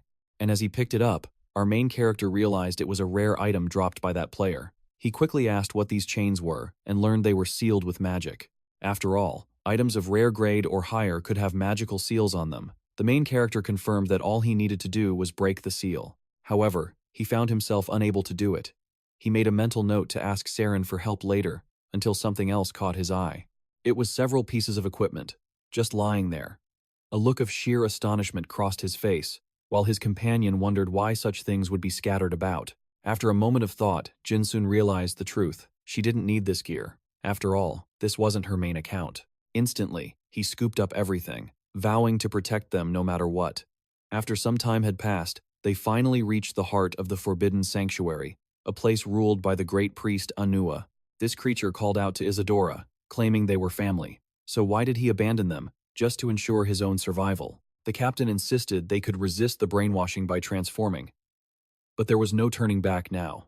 The woman quickly deduced that her companion always sought out foolproof methods, even if they involved forbidden knowledge that was off-limits to everyone else. As they drew closer, Lenny tried to call out to the Great Master, but our main character stopped her, sensing this was a critical moment. Suddenly, the creature lying there coughed up blood, calling his companion a fool. Immediately after, the woman declared that they needed to keep moving. Time was running out. Jin realized that so far, nothing had been corrupted. A final trigger event was needed for the scenario to proceed correctly. But just then, the girl tripped on something and fell flat on her face, calling out for her leader. The main character asked if she was okay, trying to crack a joke, but as he glanced down, his eyes landed on a book lying right there. In that moment, he knew this was a game changer. It was the Book of Genesis, the divine prophecy detailing the apostles' fate, an essential quest item for this world's main story. But suddenly, a barrage of strikes rained down on him. The main character was startled to realize Lenny was genuinely enraged by this. So he approached her, asking what she was doing, which only made her more flustered. Jin-sun knew this was a critical moment, right before someone overheard them. Just then, the captain started to turn back, saying he heard a familiar voice. With that, he placed his hand against the wall, leaning in closer. But ultimately, he found nothing in the corridor. After walking a bit further, he figured he was just being paranoid due to the dangerous situation. His companion asked where he was going, and he simply said he'd be right back. Our main character sighed in relief. They had narrowly avoided being discovered. But the captain still hadn't found the book. Right then, he wondered what he could possibly do, because if this continued, the corruption event would be unstoppable. But Lenny was blushing, her eyes filled with pure admiration. She was captivated by the sheer beauty and charm radiating from the young man. Suddenly, our main character began to lean in closer to the girl, making her incredibly embarrassed. She stammered, asking what he was doing. The young man simply shushed her, as their lips were just inches apart. The young girl was stunned, wondering what he could possibly be attempting while they were in hiding. But contrary to her expectations, the main character was actually rewriting the original contents of the book, having seen this item countless times before. The girl asked if he was going to continue his advance, but he just said that he needed to concentrate. He then stood up and left their hiding spot, thinking that he'd finally completed chapter 1 of the Book of Genesis. After all, he wasn't a genius or anything. He then asked Lenny what she was waiting for, since she was the one who said she wanted to kill him. Suddenly, the captain looked back and saw that a book had mysteriously appeared, right there. Our main character celebrated internally. The item delivery was a success. The man read that they were not gods because they lacked true power, and that the Book of Genesis considered them to be mere followers. Soon after, a loud laugh echoed out, and our hero wondered if everything was going according to plan. The man then stepped into a ray of light. He finally understood that this was a true record of myths, a story unlike any he had ever heard. Even though it was incomplete, he vowed to keep its contents a secret from that day forward. Our hero watched from the shadows, noticing the captain was speaking to someone with a bizarre expression. As for Lenny, she realized this was the first time she'd ever seen him like that. Not when she accidentally threw a meatball at him, nor when they argued. She had never seen such a furious look on his face, making her wonder what the book could have possibly shown him. The main character was impressed. The captain was actually angry after reading that book. Ultimately, he wasn't sure, since the game's graphics always kept expressions fixed, and the dialogue was fundamentally the same. Even so, a system notification hadn't appeared, which meant the corruption was still in progress. He had to continue monitoring him. However, the main character's instincts were screaming that if this kept up, he'd be in grave danger. Instantly, he called out to Lenny again. Just then, however, a massive earthquake erupted. The man, Rhea, asked Isadora what that could be, but the whale simply opened its mouth, crying out in absolute agony. Everyone could feel the creature's emotions as it roared in pain. Jinsoon quickly deduced that the one behind this was Lotus, whose mind control ability was about to overwhelm the colossal whale. In that moment, the creature's eyes rolled back, and our main character felt an image flood his mind, a clear attempt at brainwashing. He clutched his head, realizing things were escalating far beyond what he had imagined. Soon, a dark shadow began to creep over the creature's eyes. Jinsoon realized the earthquake had stopped, but sinister illusions still lingered in his mind. He knew they couldn't proceed without a solid plan. Lenny quickly asked what it was, and he told her they needed to fall back. The girl tried to argue that the Great Master was still there, but the blonde young man had just realized he needed to report something to the guild immediately. He pulled out an artifact, and could hear Saren's voice wondering how he could ask such a thing of her, until his communication device began to vibrate, catching his attention. The main character figured she must have received the signal, so they would be sending a ship to retrieve them soon. His companion asked what he had discovered, and he decided to put it simply. He had figured out where Lotus was heading right now. The girl stood guard outside the door with her colossal sword, until she heard a shout asking if he really wanted to go out into the middle of the ocean. Our main character reasoned that this place in the sky was originally Lotus's domain. He didn't even have half of his power because of the temple. In the end, he was controlling the behemoth just to reach this location. This was far worse than he ever thought. Saren asked what it was, and the main character confirmed that he had seen Lotus's plan succeed a future where he regains his apostle powers to bring total destruction upon the entire continent of R. Suddenly, the woman's cup crashed to the floor, shattering into pieces. She asked how that could possibly happen, claiming that it was an unchangeable fate. The sorceress quickly grabbed him by the shoulders, insisting there had to be a way, that Lotus must have some weakness for them to exploit. The main character replied that there was only one path left, a path he desperately wanted to avoid. He held out his hand to the woman, asking for 100,000 gold to fund a very risky plan. As he left the room, Lenny approached and asked if he was done with his report, and if they could now return to the whale. Right after, Jinsoon announced they had a few stops to make before heading back, leaving the girl utterly baffled as she held 2 ice cream cones. After all, this was the famous Hand and M market, filled with countless fascinating things. "Are you messing with me?" she asked, knowing they couldn't afford to waste a single moment. She reasoned that since the other players weren't around to see them, he must have sensed the power of Lotus and come here to find a countermeasure. Realizing his plan, Lenny then asked why he bought ice cream. His reply was simple: because it's delicious. And so, they quickly arrived at their destination, where someone was already waiting to greet them. This was Kana, the warehouse master, and she asked what they required. Our main character presented a slip of paper, stating he needed everything on the list for her to procure. As she read it, she realized the request wasn't overly complex. However, it would still take some time, so she told them to return in the evening. But Lenny insisted their situation was far more urgent than she knew. But our protagonist simply said there was nothing to be done. They would have to wait. With a confident smirk, he declared they needed to stay until nightfall anyway. Now, they would fulfill his promise and grab a bite to eat.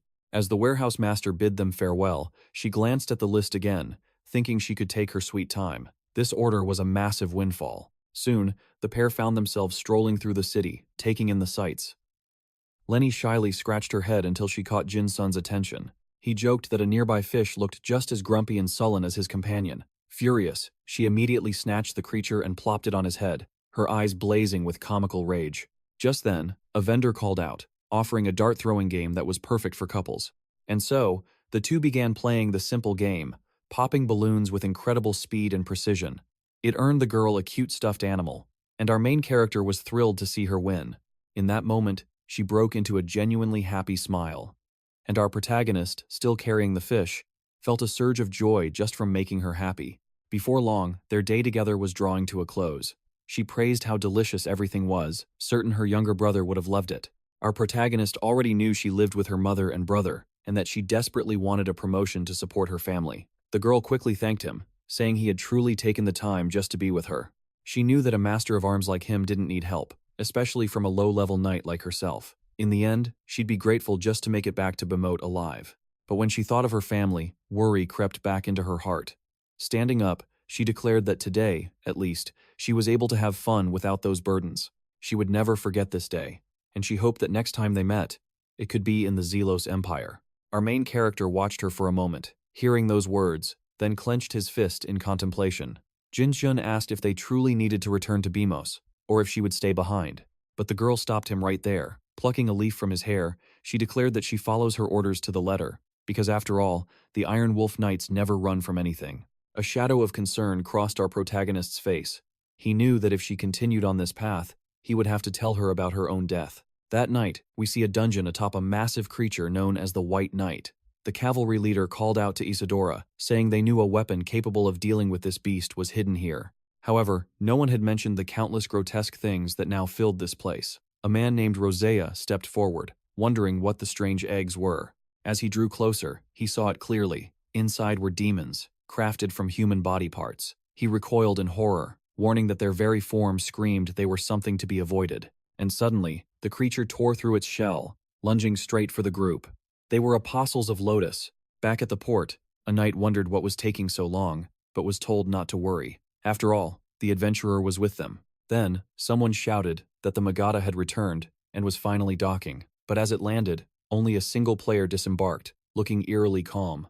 The vice captain rushed to her, demanding to know what happened to the others. Just then, a system item was presented before him, the Grand Master's emblem, a summons for all knights. He understood instantly. They had been summoned. He ordered a path be cleared while everyone prepared for deployment.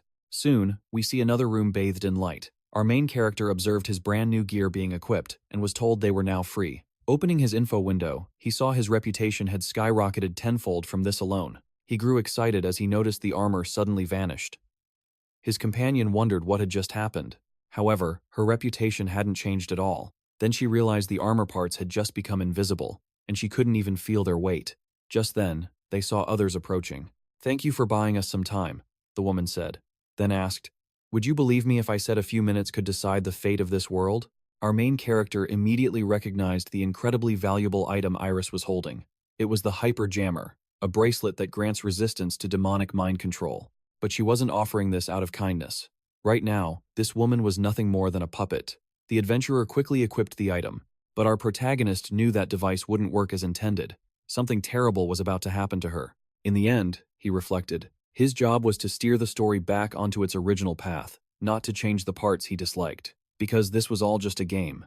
With everyone now ready, the vice captain gave the warning that they were moving out. Our main character followed Roboto as the order was given to board the ship.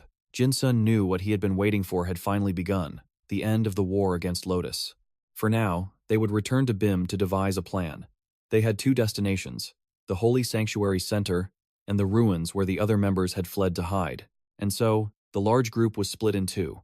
The players would retrieve the survivors from the ruins, while the other knights and our main character would carve a path to the final boss. We see one of the creatures get annihilated with ease. The commander ordered them to keep firing, to clear a path forward. One of the apostles charged forward, screaming, "Die, in the name of Lord Lotus."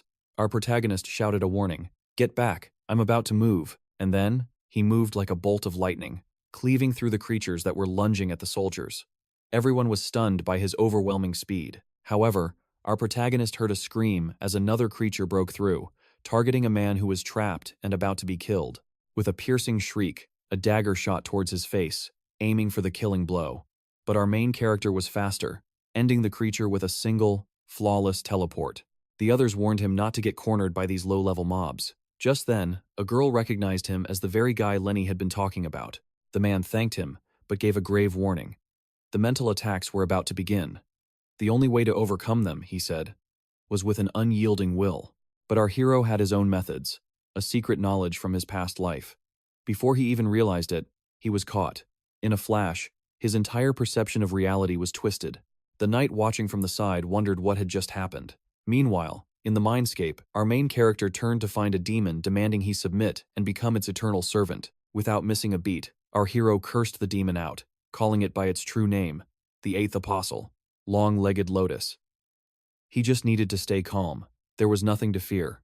This monster couldn't control all living beings like it did on its home planet, Solaris. Now, it was time to use his inventory and launch a counterattack. The creature, however, was stunned.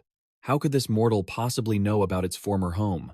The demon had never spoken of that place, yet this boy knew everything. And with that, our golden-haired hero realized the chilling truth. This thing could read his thoughts. A sharp pain lanced through his head as the creature continued its psychic invasion, sifting through his memories. In the end, our main character saw this world for what it was, a giant program.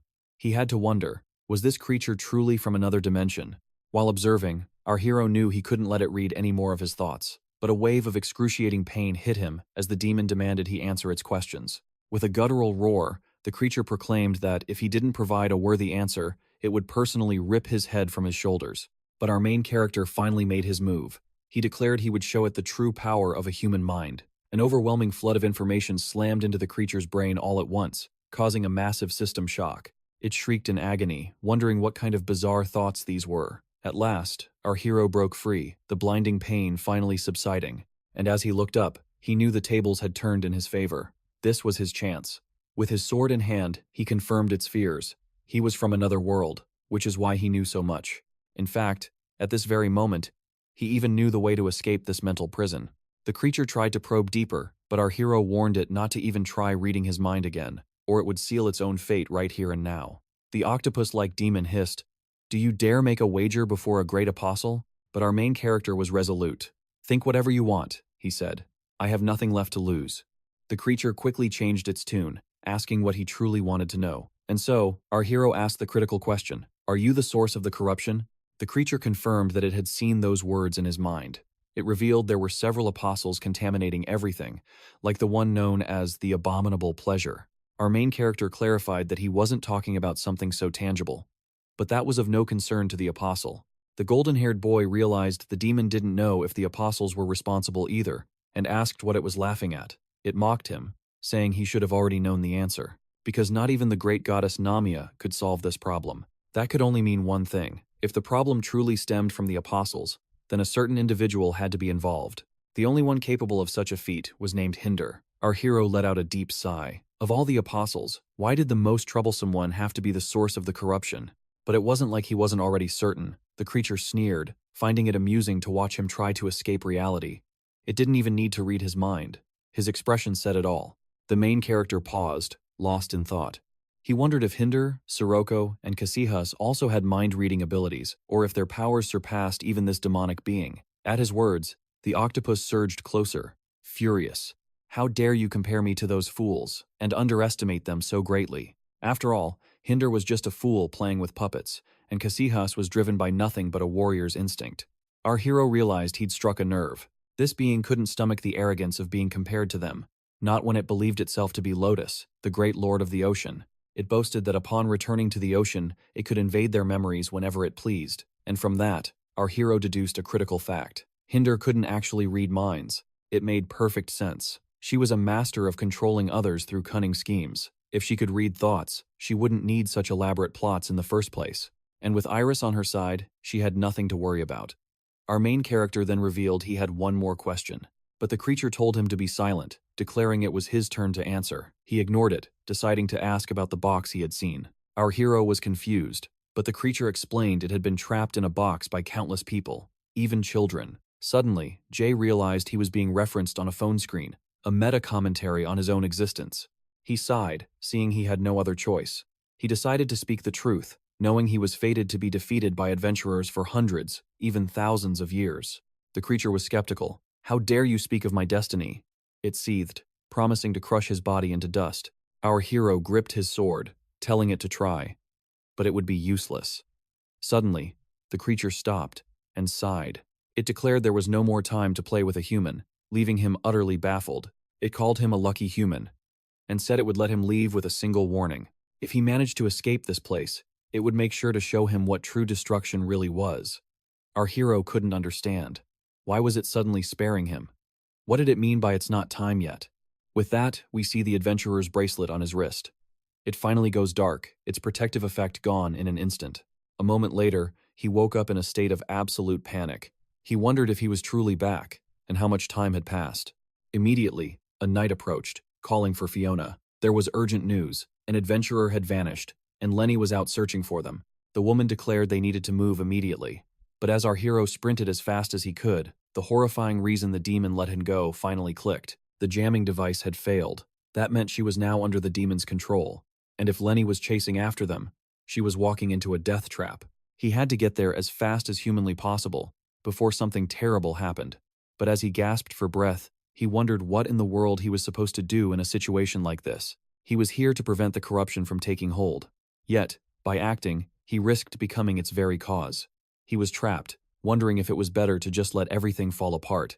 But as he stood lost in thought, reality itself began to shatter behind him, ripping open a terrifying portal that sent a chill down his spine. He watched as someone stepped through, and instantly recognized the player who was with Iris. But something was different this time. She wasn't under Lotus's control. Just what was happening here? Then, another man approached, announcing their arrival in Beam.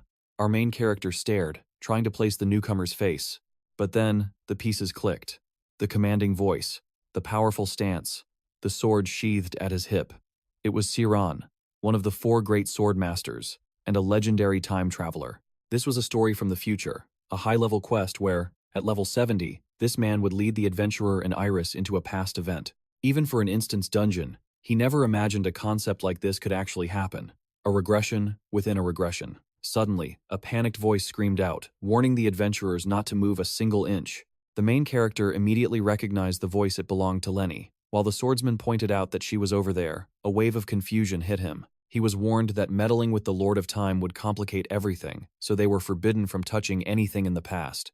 The only exception was Lenny, who was already inside. He was stunned.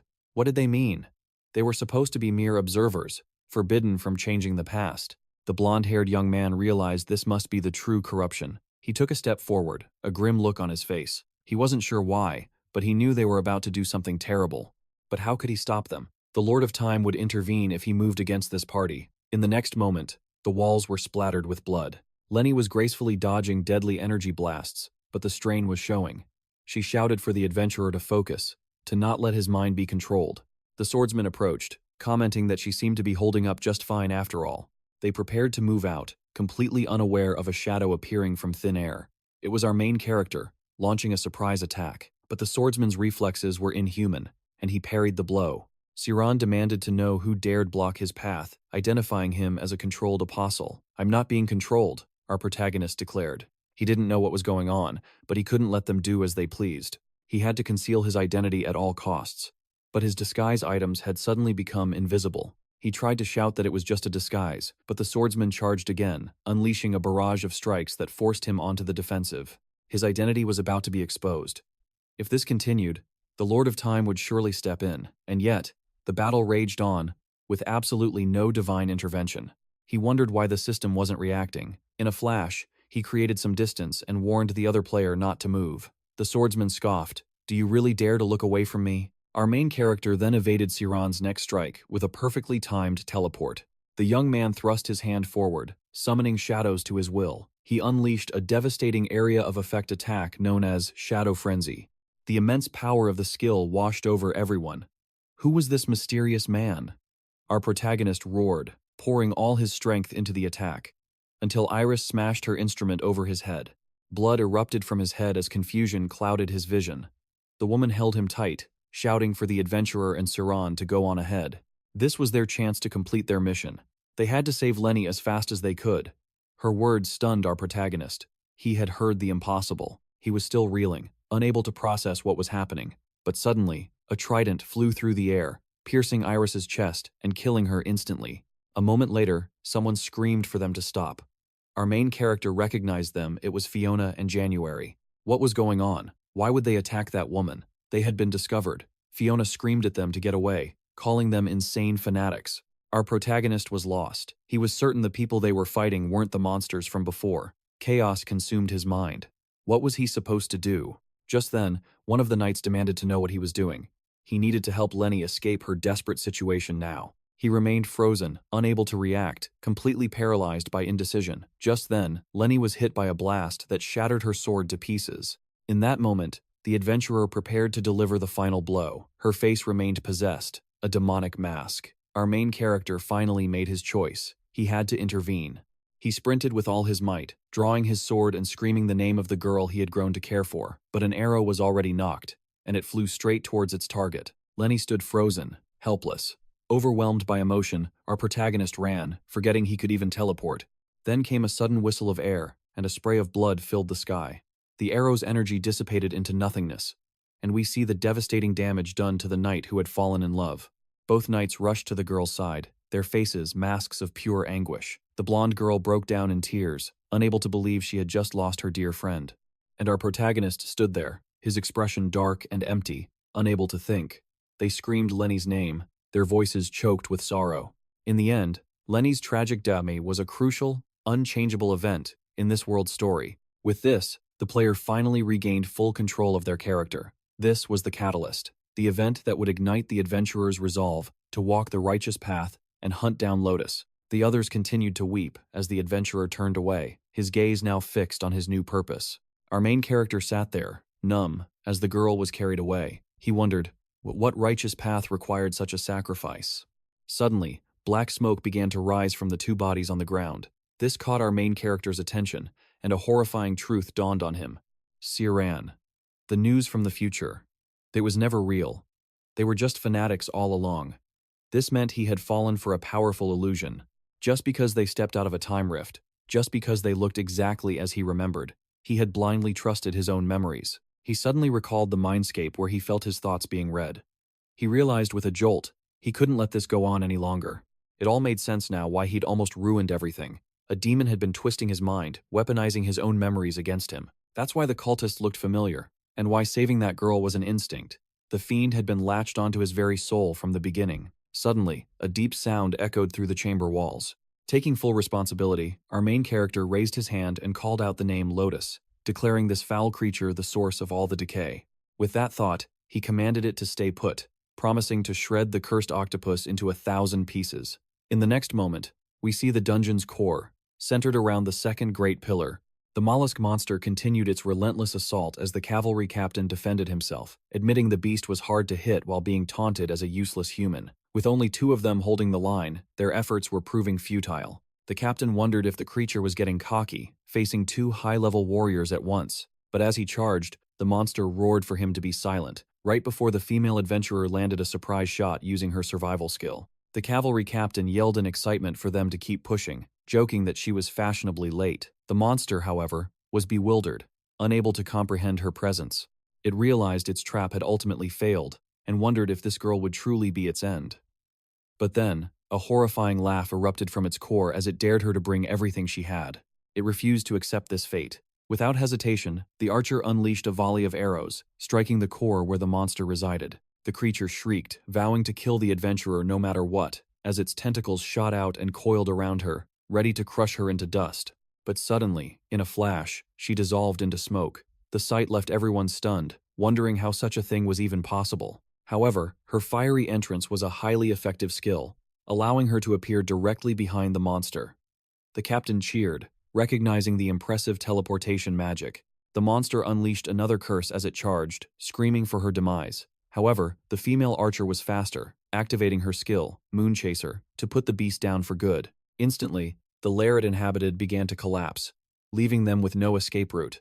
Amidst the falling debris, the captain let out a laugh, believing it was all finally over. The bearded man remarked that the adventurer arrived just in time, and despite his earlier claims, he praised her massive contribution to the fight.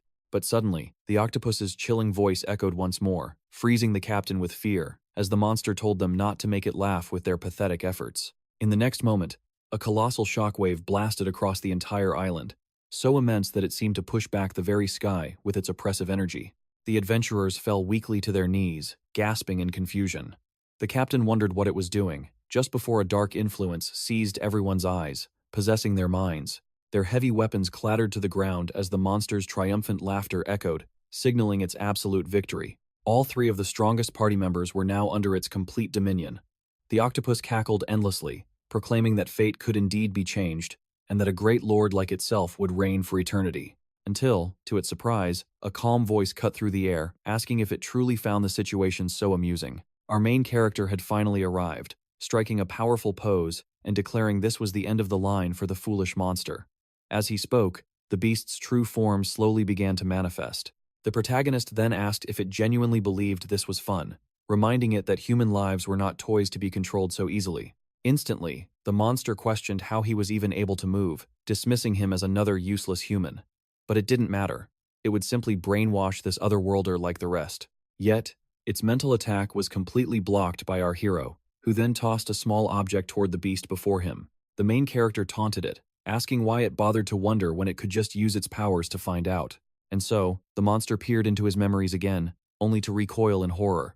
He recognized the item, a status effect resistance potion, one of his own creation. It was a special request our hero had made to Kana. He had managed to replicate the jamming device's ability. It could block the brainwashing illusion, but not simple telepathy. Enraged, the beast shot its tentacles forward, calling him a despicable brat.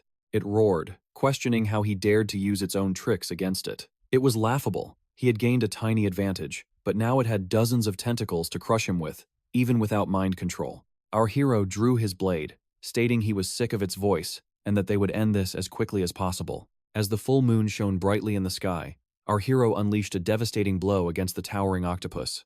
The beast reeled back, wondering what was happening to its tentacles. It screamed for him to shut up as it launched another desperate attack. But the main character blinked out of existence with a skill, reappearing behind the monster, ready to strike it down. However, a tentacle suddenly whipped around and slammed into him. After all, the monster could read his every trick. His fifth combo sequence was nothing special anymore. It pressed its attack, asking how he planned to fight an enemy that could read his every move. And then, our main character simply smiled and asked, "Are you really so sure you can?"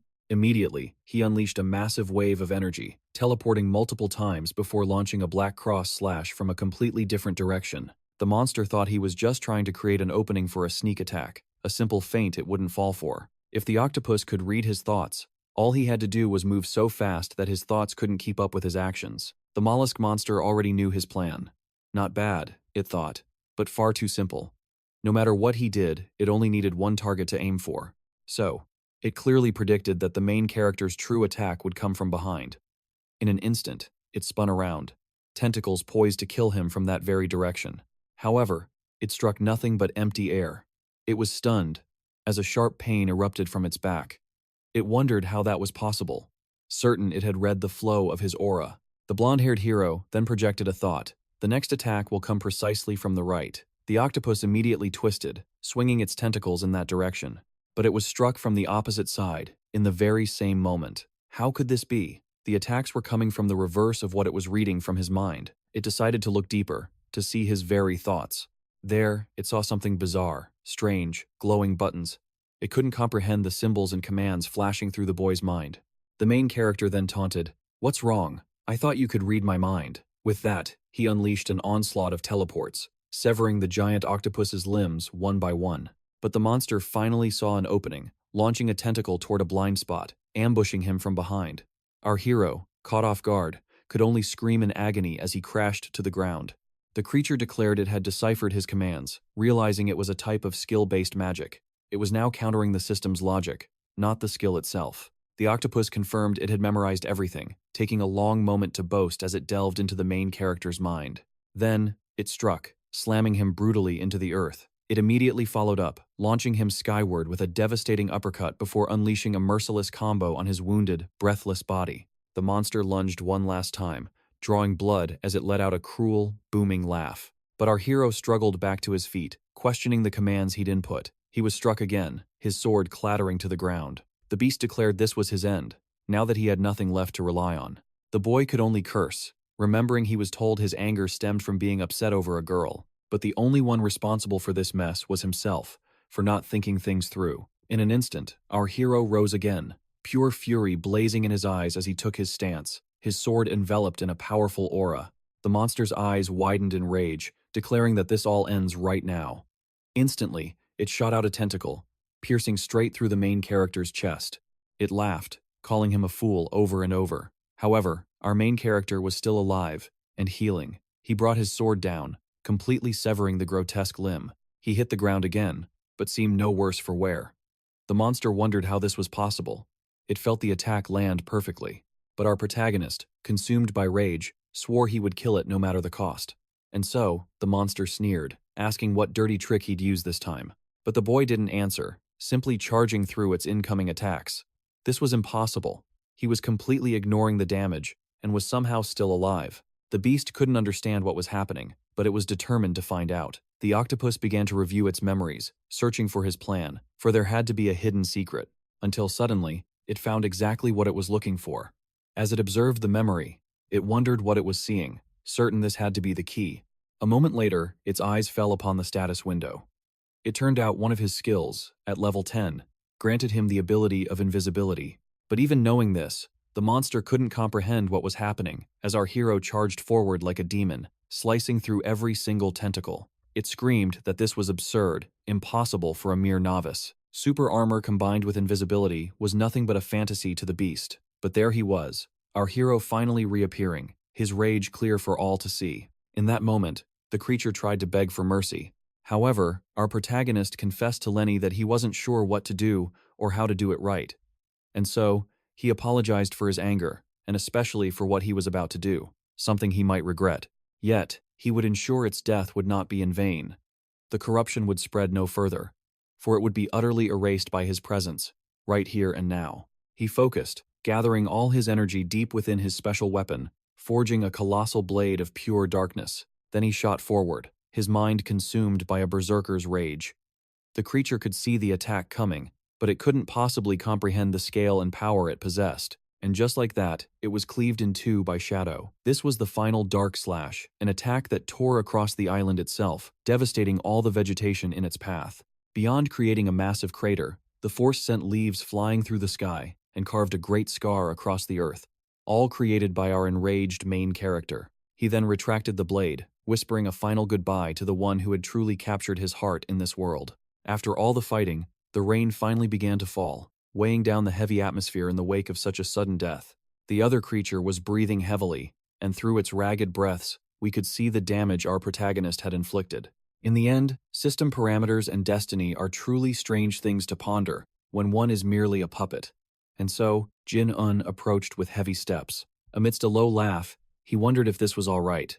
After all, this boss was supposed to die at the hands of the adventurer. This meant he was deviating from the main storyline. He then decided it didn't matter, calling the beast a puppet that just kept chasing its own fortune. But the blonde-haired boy was tired of listening and prepared a final blow, intending to wipe the creature from existence. In that moment, the minds of the other party members were freed. They had been battling him, and now clutched their heads in pain. They wondered what had just happened, having seen strange things while under its control. However, when they looked at the adventurer, it was obvious she was the one who took it down. They were both skeptical, believing she must have attacked the beast after breaking free from its control. And the final traces of the battle were, after all, created by him. Our main character was recovering at that moment, while the girl received all the praise for his heroic deed. He let out a sigh, knowing this was the correct path to follow. Soon, we see a forward operating base, where an announcement declares the ship Margarita is arriving to pick up the wounded first. A knight remarked that the atmosphere was truly dreadful. Her superior told her it was nothing serious. In the end, it turned out to be a great stroke of luck that the adventurer had been with them at the time. But then, the blonde girl finally approached, drawing the attention of two high-ranking knights watching from a distance. Lying before them was a body, and we all knew who it was. The vice captain rushed forward because that person was truly important to him. The adventurer remained silent, because she was the one who had caused this end. But our main character stood behind a tree, his fists clenched, still racked with pain. And once again, the rain began to fall from the sky. Lenny's body was temporarily placed beside the camp with the others. Yet, after dying this night, she finally received the promotion she had always dreamed of. Despite the losses, the captain suggested they celebrate their victory to lift the heavy mood. A woman tried to say she didn't want to be insensitive, but questioned if he felt any guilt for the deaths. But he simply stated that pity for a knight's death after a battle is one thing, and that ultimately, it only brings disgrace to the one who fought with all their honor. Our hero had heard those words countless times while playing the game, but this time, he could feel them being spoken directly to him. Soon, the man admitted the atmosphere was grim, even after taking down a powerful apostle. Because of that, he decided to inspect Lotus's corpse, just to make sure the apostle wasn't feigning death or planning one last trick. But our protagonist knew the man was lying. His true purpose was to absorb the corpse's dark power to create a weapon of absolute destruction.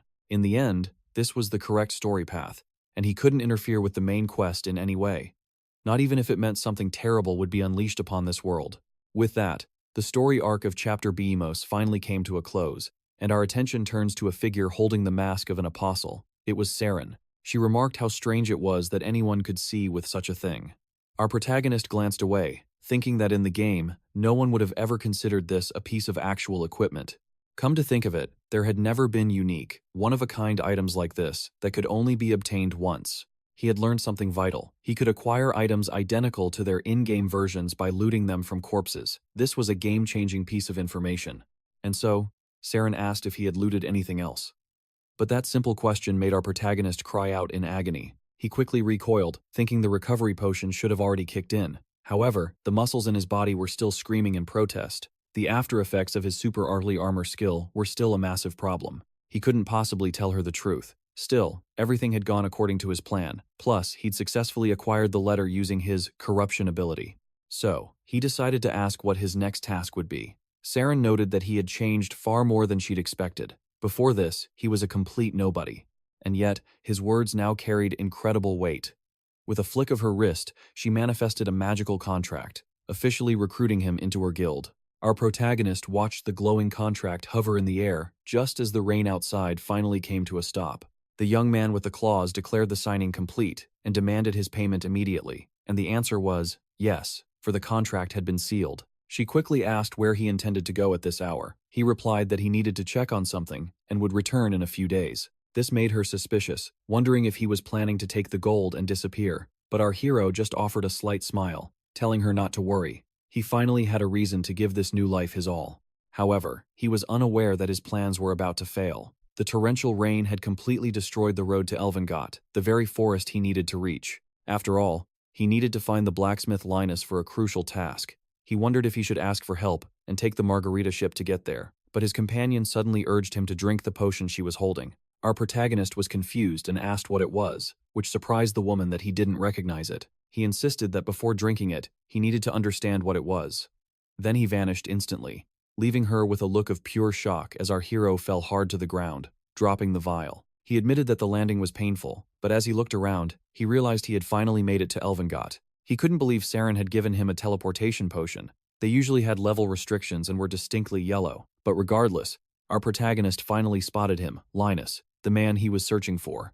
The old man asked how he was doing, mostly complaining that ever since he left, everything had become incredibly boring. He stepped closer, asking the young man how he'd been, and more importantly, if he had managed to save the friend he was trying to rescue.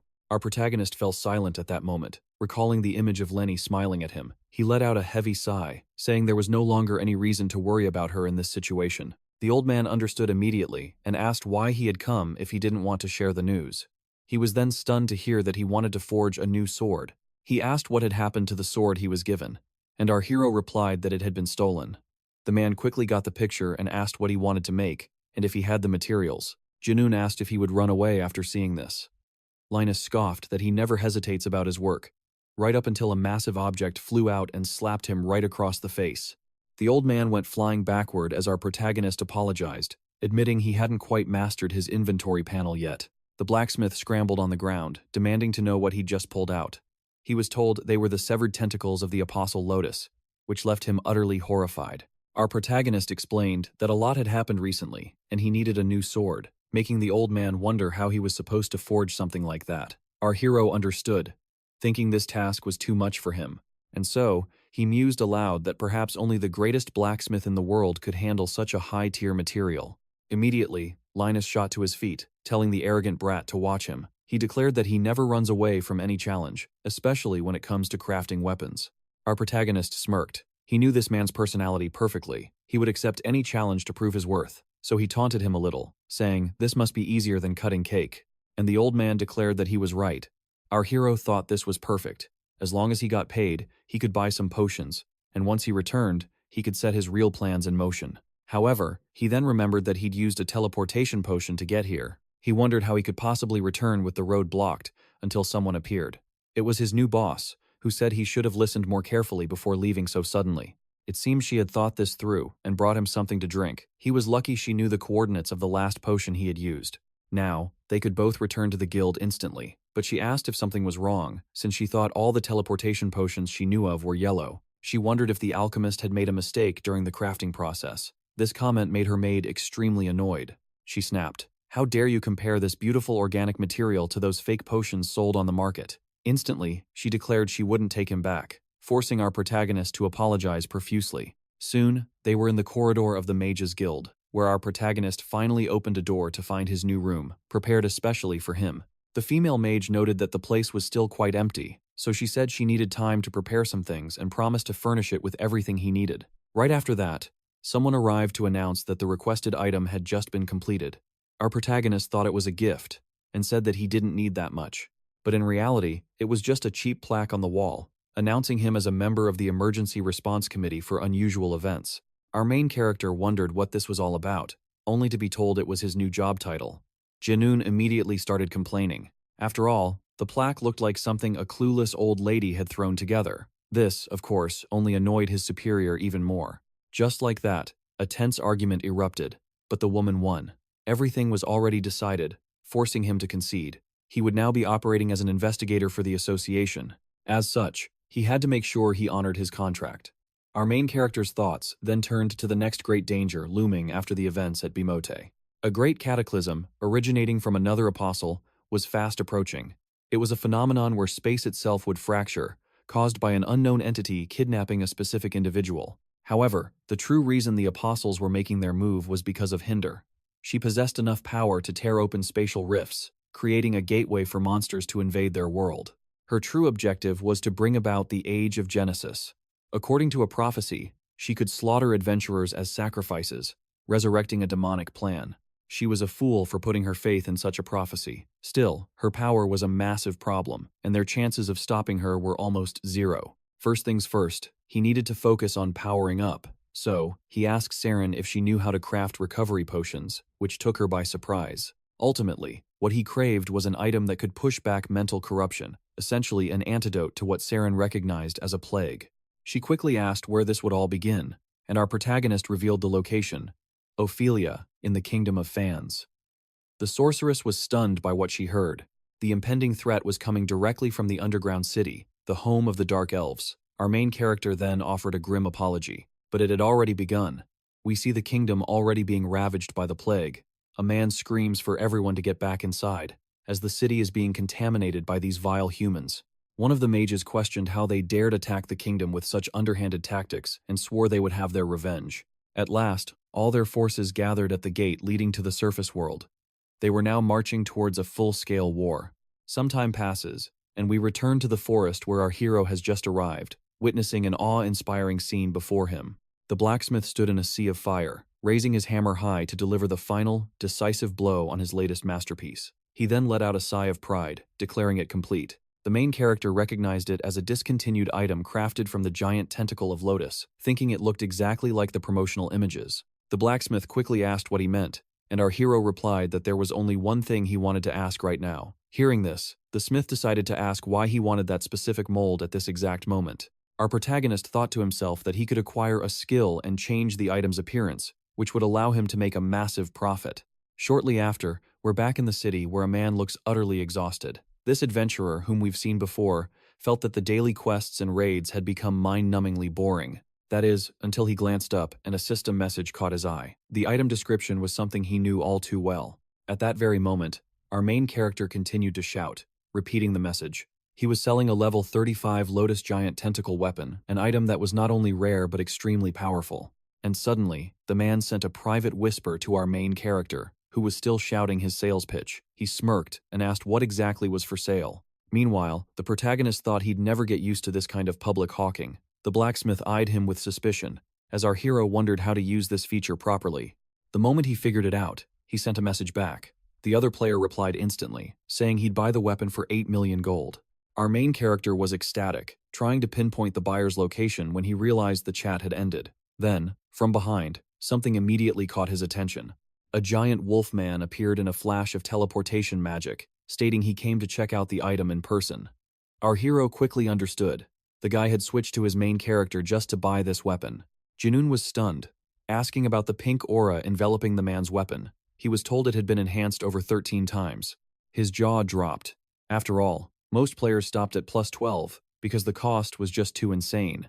But the man claimed it was worth it since this was his main character. But that was a lie. He then admitted he only did it because he was curious about certain character builds. And when asked why the weapon was above plus 13, the Wolfman replied in a dead serious tone that it was because pink is a very cool and beautiful color. Jinoon was stunned and hesitated for a moment, concluding that this guy was completely and utterly insane. He decided to just play along to finish the deal. The trade was completed, and our hero finally received the full sum of gold. The Wolfman, in turn, took the weapon and thought it was magnificent, as it had the same kind of aura as his other gear. He believed it was incredibly cute and announced he had something else. With that, he offered a gift to our boy, startling him. It was a genuine creature egg. It was explained that this was a type of pet found in dungeons. Besides being extremely rare, they could also evolve into a much wider variety of forms. Our hero became absolutely thrilled. This was exactly the kind of item he wanted. He declared his love for crazy rich players like this one. The Wolfman said he had the perfect one for him. And just like that, a tiny lotus octopus appeared in his hands. The main character froze as traumatic memories flooded his mind. Overcome with fury, he chucked the creature at a nearby tree. He hadn't thought it through.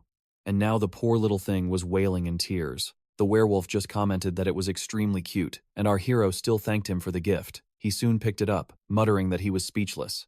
And after all, it wasn't the little creature's fault it was born that way. The Wolfman found it amusing how he talked to his new pet and asked if he was really sure about not joining his guild. The main character replied that he'd have to pass. The other man figured it was because of rumors and admitted he didn't get along with certain people. The blonde asked if it was a famous guild, completely oblivious to the offer he had received before and the opportunity he was being given. He promised to let him know if he changed his mind, then made his way to the Mages Association once again. He called out Saren's name, but only silence answered. All that was left for him was a single letter, a truth he refused to accept. But her words confirmed his worst fears. A plague was sweeping through her homeland, a terrifying sickness that made the dead walk again. To make matters worse, the Dark Elves were convinced it was an attack orchestrated by humans. And so, the intersection between the two lands had become a hair-trigger battlefield, ready to erupt in war.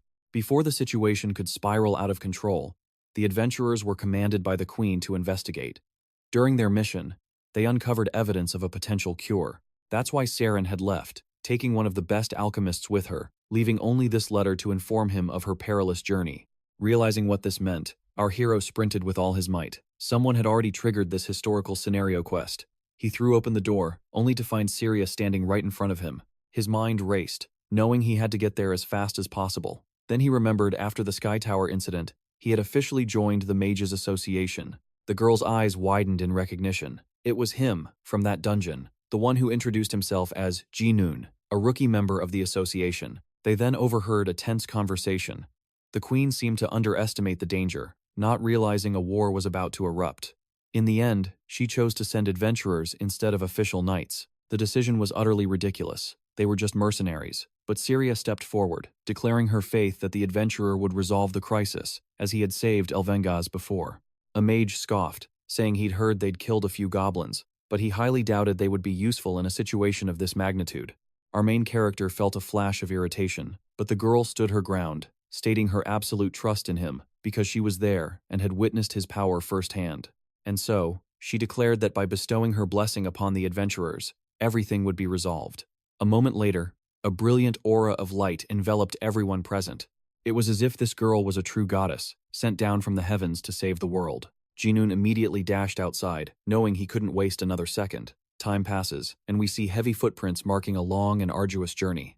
Our protagonist marches on, his expression eerily calm, while his tiny companion rests on his head as if it's claimed the spot as its personal nest. He finally arrived at Benar Fortress, the very edge of the human territory. The local alchemist was in shock, as the situation was far worse than any report had suggested. However, he was relieved that they had found a cure so quickly, with all the necessary ingredients prepared.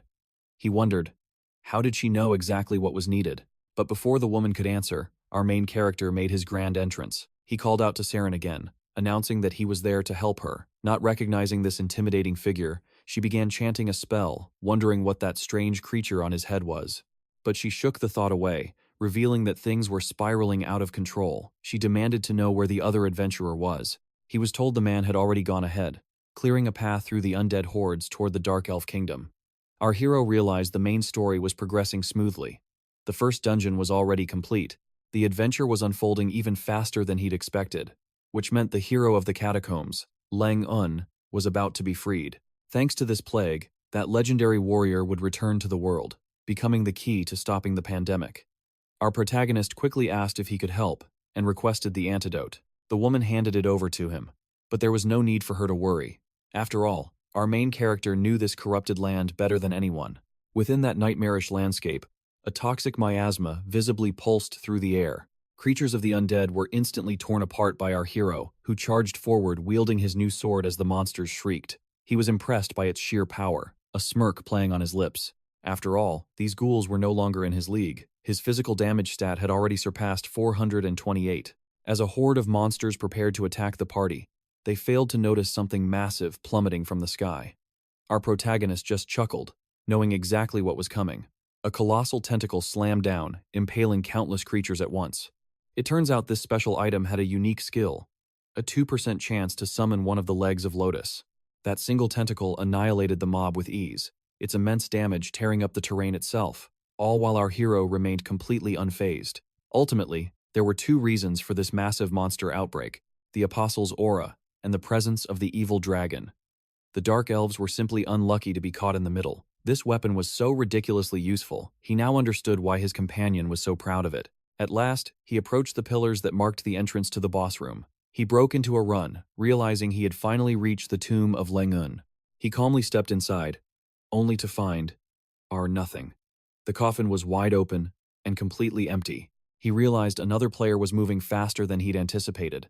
The Time Lords hadn't interfered, which meant the corruption event hadn't been triggered yet. And if the legendary knight wasn't corrupted, it meant the worst-case scenario had come to pass. The evil dragon had already been born, becoming the ultimate monster that Ophelia called 𝑮𝒅, and this was supposed to be the grand tomb of a hero. However, there was no treasure to be found. He guessed there were only a few gold coins and some rotten food, telling his little creature not to bother putting that junk in its inventory. On the other hand, the little creature shrieked in protest when our hero jokingly asked if it would rather be eaten instead. Soon, we see the entrance to the Dark Elf Kingdom, where the adventurers have finally arrived. The lead hero realized they were completely surrounded. It seemed an army was lying in wait for them. At that moment, an elder stepped forward, saying his scouts had informed him that intruders were breaking through the undead-infested path. And now, they had successfully opened a clear path right to the kingdom's gates, an attack route that his army would now gladly use. He thanked them for their hard work. However, the blonde-haired young man declared that this was not the time to start a war. He said they should at least listen to the adventurer, and when asked who he was, he revealed his identity. He was the Dragon Slayer, the one who completed the 7 trials bestowed by the goddess Venus. His name was Leng Un, a true descendant of the elves. The elder immediately shouted that this was impossible. He was an ancient knight from ages past. But before he could finish, another voice cut him off. A newcomer stated that his appearance was no surprise, for she was certain that he was her one true lord. The elder insisted it was just a vision, but the woman knew better. You can't command the spirit of a dead ancestor. Just then, a scout burst in, his desperation painting a grim picture. Before he could even catch his breath, a colossal roar shook the very walls around them. A heavy, toxic green aura flooded the air, rapidly consuming the boss chamber. The evil dragon had shattered its own seal, freeing itself from its ancient prison. Meanwhile, our main character was already on the move, sprinting down a secret passage only he knew about. He recognized that sound instantly. It meant the dragon, 𝑮𝒅, had been revived. The adventurer and Lord Lang-un would have to push on until they reached the Dark Elves to finally slay the beast. This meant they had to get there as fast as humanly possible. However, their path was blocked by monstrous creatures drawn to the chaos. Clicking his tongue in annoyance, he drew his sword, declaring he had no time for these small fry. Back at the dragon's tomb, the beast roared with arrogance, mocking them. This pathetic seal was never going to hold it for long. In a flash, it lunged forward. The adventurer dodged with ease, then unleashed a skill called Snake Shadow, a flurry of lightning-fast slashes. The skeletal creature retaliated with a blast of green breath, screaming at her in contempt. But it never saw the flash of light descending from above, a single strike that sent its head flying into the air. The party erupted in cheers, believing they had vanquished the vile creature. But their celebration was cut short. The headless body charged the adventurer, slamming into her with immense force and sending her crashing into a wall. The dragon admitted the blow was impressive. However, such attacks couldn't even scratch its immortal body. The others cried out in horror, realizing its regeneration was endless. They stood no chance of fighting back. With that, the dragon lunged for the woman, telling her to die like the fool she was, unleashing a massive explosion of pure, terrifying power. Yet, the attack was blocked by the heroic spirit. He thanked them for this brief moment of excitement and for the chance to see his descendants and lend them his strength. But this was the last thing he could do for any of them. In the outer chambers, our protagonist kept running, his breath heavy in his chest. He guessed the boss room pillars were close, which meant the tomb was just ahead. But suddenly, a blinding light erupted from the doorway. It was the final, desperate attack of the revered elf warrior as he charged the dragon. The others screamed his name, begging him not to die. But his very existence was torn apart just to land one critical blow on the creature's core. And as he faded into nothingness, he begged her not to waste this opportunity to strike. The dragon cursed the damned elf, wondering what he had done to its body. The adventurer seized that single moment of weakness to attack, unleashing a strike that could shake the very heavens. The dragon roared in absolute agony as the adventurer collapsed to the ground, her body covered in wounds. It called her a fool once more, sneering that it was far from over. However, its massive body finally crashed to the floor as the woman gathered her remaining aura. At that moment, everyone wondered if they had truly won. The elder confirmed it was no longer regenerating. At long last, they had defeated the dragon. The adventurer and Lord Lang-un were truly phenomenal, but our main character watched from a distance, a nagging doubt in his mind. Was it really over, just like that? Soon, we see the royal capital of the Fans Kingdom, located in Underfood, where the Dark Elves live. The evil dragon was defeated, and some of the undead had vanished. However, the plague continued to spread unabated. The elder quickly declared that if the plague was still spreading, it must be the work of humans scheming in the shadows. The queen sighed, saying it was the same old story. However, the man warned that this was a decision for the kingdom, and especially for the citizens who lived there. With the plague spreading and the dragon's seal broken, the humans had every reason to seek out Lord Lang-un and stop the calamity. Furthermore, they had an antidote developed before they even arrived, which couldn't possibly be a mere coincidence. The queen pondered this. Earning their trust would be a delicate matter, as they might abandon her faction at any moment. The situation would become far more difficult if she acted on the belief they were innocent. That's why they sent that adventurer into the city's darkest corners, to learn more about what was truly afflicting the people. For she had to understand the entity that lurked in the city's depths. The sixth apostle, named Del, also known as the Plague, this was the source of all disease. For now, it wasn't a critical issue, as Ophelia's zone was nearly complete and the corruption hadn't set in, allowing the story to follow its natural course. He wondered if he should change the region's main quest, but something still felt incredibly wrong. For now, he had to run as fast as his legs could carry him until he reached the underground city of newmanhwa. The first thing he saw upon arrival was the corpse of a dwarf who once lived there. The altar had been completely shattered. It seemed he had arrived in the right place. This dungeon was called the Tyrant's Palace, where all the dwarves resided, protected by creatures that guarded the path to their city with everything they had. According to the game's lore, the Dark Elves wanted to seize control of this city. However, the dwarves refused to give up their territory. After all, they were intelligent but notoriously difficult to reason with, treating everyone as an intruder to be attacked on sight. In the game, this was the reason they were classified as dungeon monsters.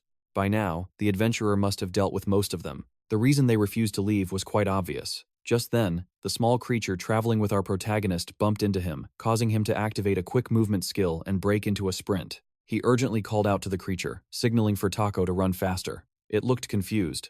Its nickname, incidentally, came from the food takoyaki. Then, the young man skidded to a halt, his jaw dropping at the sight of a colossal golden statue. The real reason they wouldn't leave was the mountain of treasure piled up in this place. He'd completely forgotten about this part of the game's settings and wondered what this thing was. He soon realized he could simply touch it and absorb it all into his inventory at once. And in that very moment, the system confirmed it. The gold was accepted and stored in the young man's memory. Our hero let out a triumphant laugh, calling to Taco that from this day forward, they were going to be unbelievably rich. He told it to grab as much as it could, having no real concept of how much it was all worth. He was so overjoyed that he flopped down onto the piles of coins, making snow angels in the glittering gold. He even admitted to himself that with all of this, he was tempted to never go home again. He could have actually lived there without any issues, but a flood of memories told him it was a fatal mistake, a sign he had already gone too far. Suddenly, a piercing scream forced him into the shadows. It was the adventurer, unleashing a powerful shockwave slash. The dwarf's death weighed on his conscience, knowing all that gold would fall into her hands. Someone approached, remarking that these creatures had amassed a huge hoard just to survive. An incredible discovery. Still, they had to press on. Our main character recognized her instantly. It was 𝒐𝒖𝒍𝒅, the guide chosen by the elven elder. So, Junun quickly claimed they'd taken a different route, leaping away as if expecting them to follow. But then, a strange rumble echoed from deep beneath the earth. And as our protagonist landed, he felt the tremors too. A confusing vibration that made him question what was happening. Until a massive chasm tore open the ground out of nowhere. Fear painted his face as he plummeted into the abyss. His companion dove in right after him, desperately trying to save his life. But in the end, both were swallowed by the darkness. Our view shifts to another realm, shrouded in shadow, where a strange creature stalked the empty streets. Its footsteps were heavy, its breathing labored. He wondered, who was this entity? More importantly, why was he here? He tried to piece it all together, but then, an image of Hinder flashed in his mind, and his eyes shot wide open as corrosive acid dripped from its body. He remembered instantly this was part of that apostle's grand scheme. He would ensure the total corruption of this world. All for that woman. Just then, a wave of dark energy spread across the city, only to be stopped by an unseen force. The adventurer stared intently as the creature's true form was revealed. An illusion of pure pestilence. It was merely a vision of future destruction. Any land touched by its saliva would be completely steeped in an aura of death. A voice echoed, "Just you wait, for he is Delhi, the Black Plague, and he would guarantee their end." With that vision over, the two completed their report on the incident. The elder immediately realized this creature was the true source of the recent events. The queen noted that everything was unfolding just as the rumors foretold. Thanks to the newly arrived mediator, their only goal was to resolve the misunderstanding with the humans, but now that they've witnessed an apostle, they must grasp the true power level of this being. 𝑮𝒐𝒑 annihilates everything it approaches. For the sake of Arad, they had to eliminate this creature. And with that, the Elven Kingdom agreed to an alliance with the human forces. The adventurer departed as quickly as possible for Notmir. Meanwhile, the city of Green Rosny was under a relentless siege. Monsters carrying the vile plague advanced in a terrifying horde. The people screamed, "Stop them! We can't let them breach our homes." But their numbers were overwhelming. They couldn't keep fighting this battle alone, so they called for men, who quickly chanted a spell, launching arcane bullets that struck the monsters, stunning them instantly. They urged each other to hold on just a little longer. They couldn't afford to lose this city. After all, it was the only sanctuary for those known as the Ciphers. Everyone there had been born with unique, powerful abilities. And for that very reason, they were branded as mistakes by the rest of the world.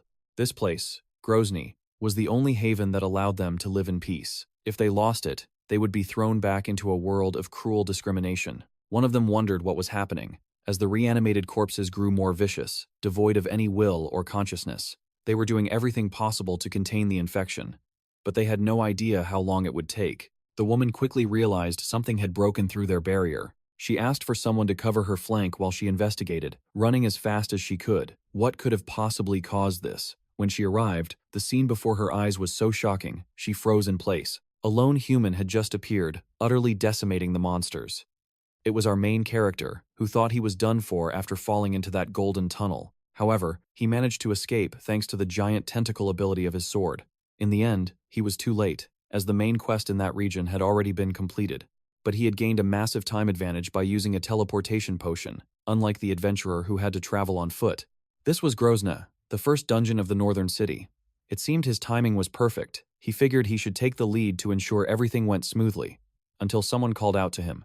A girl appeared, demanding to know how he got there. He recognized her as one of the ciphers, a woman named 𝑧𝒕𝒐𝒑. She explained that the entire area outside was swarming with the sick and the infected. So how did he get here? Our protagonist simply stated he was here to investigate. He knew that excuse wouldn't fly. She was hostile toward any outsider, even refusing help from the adventurer. Yet he was stunned when she suddenly declared that everything was perfect.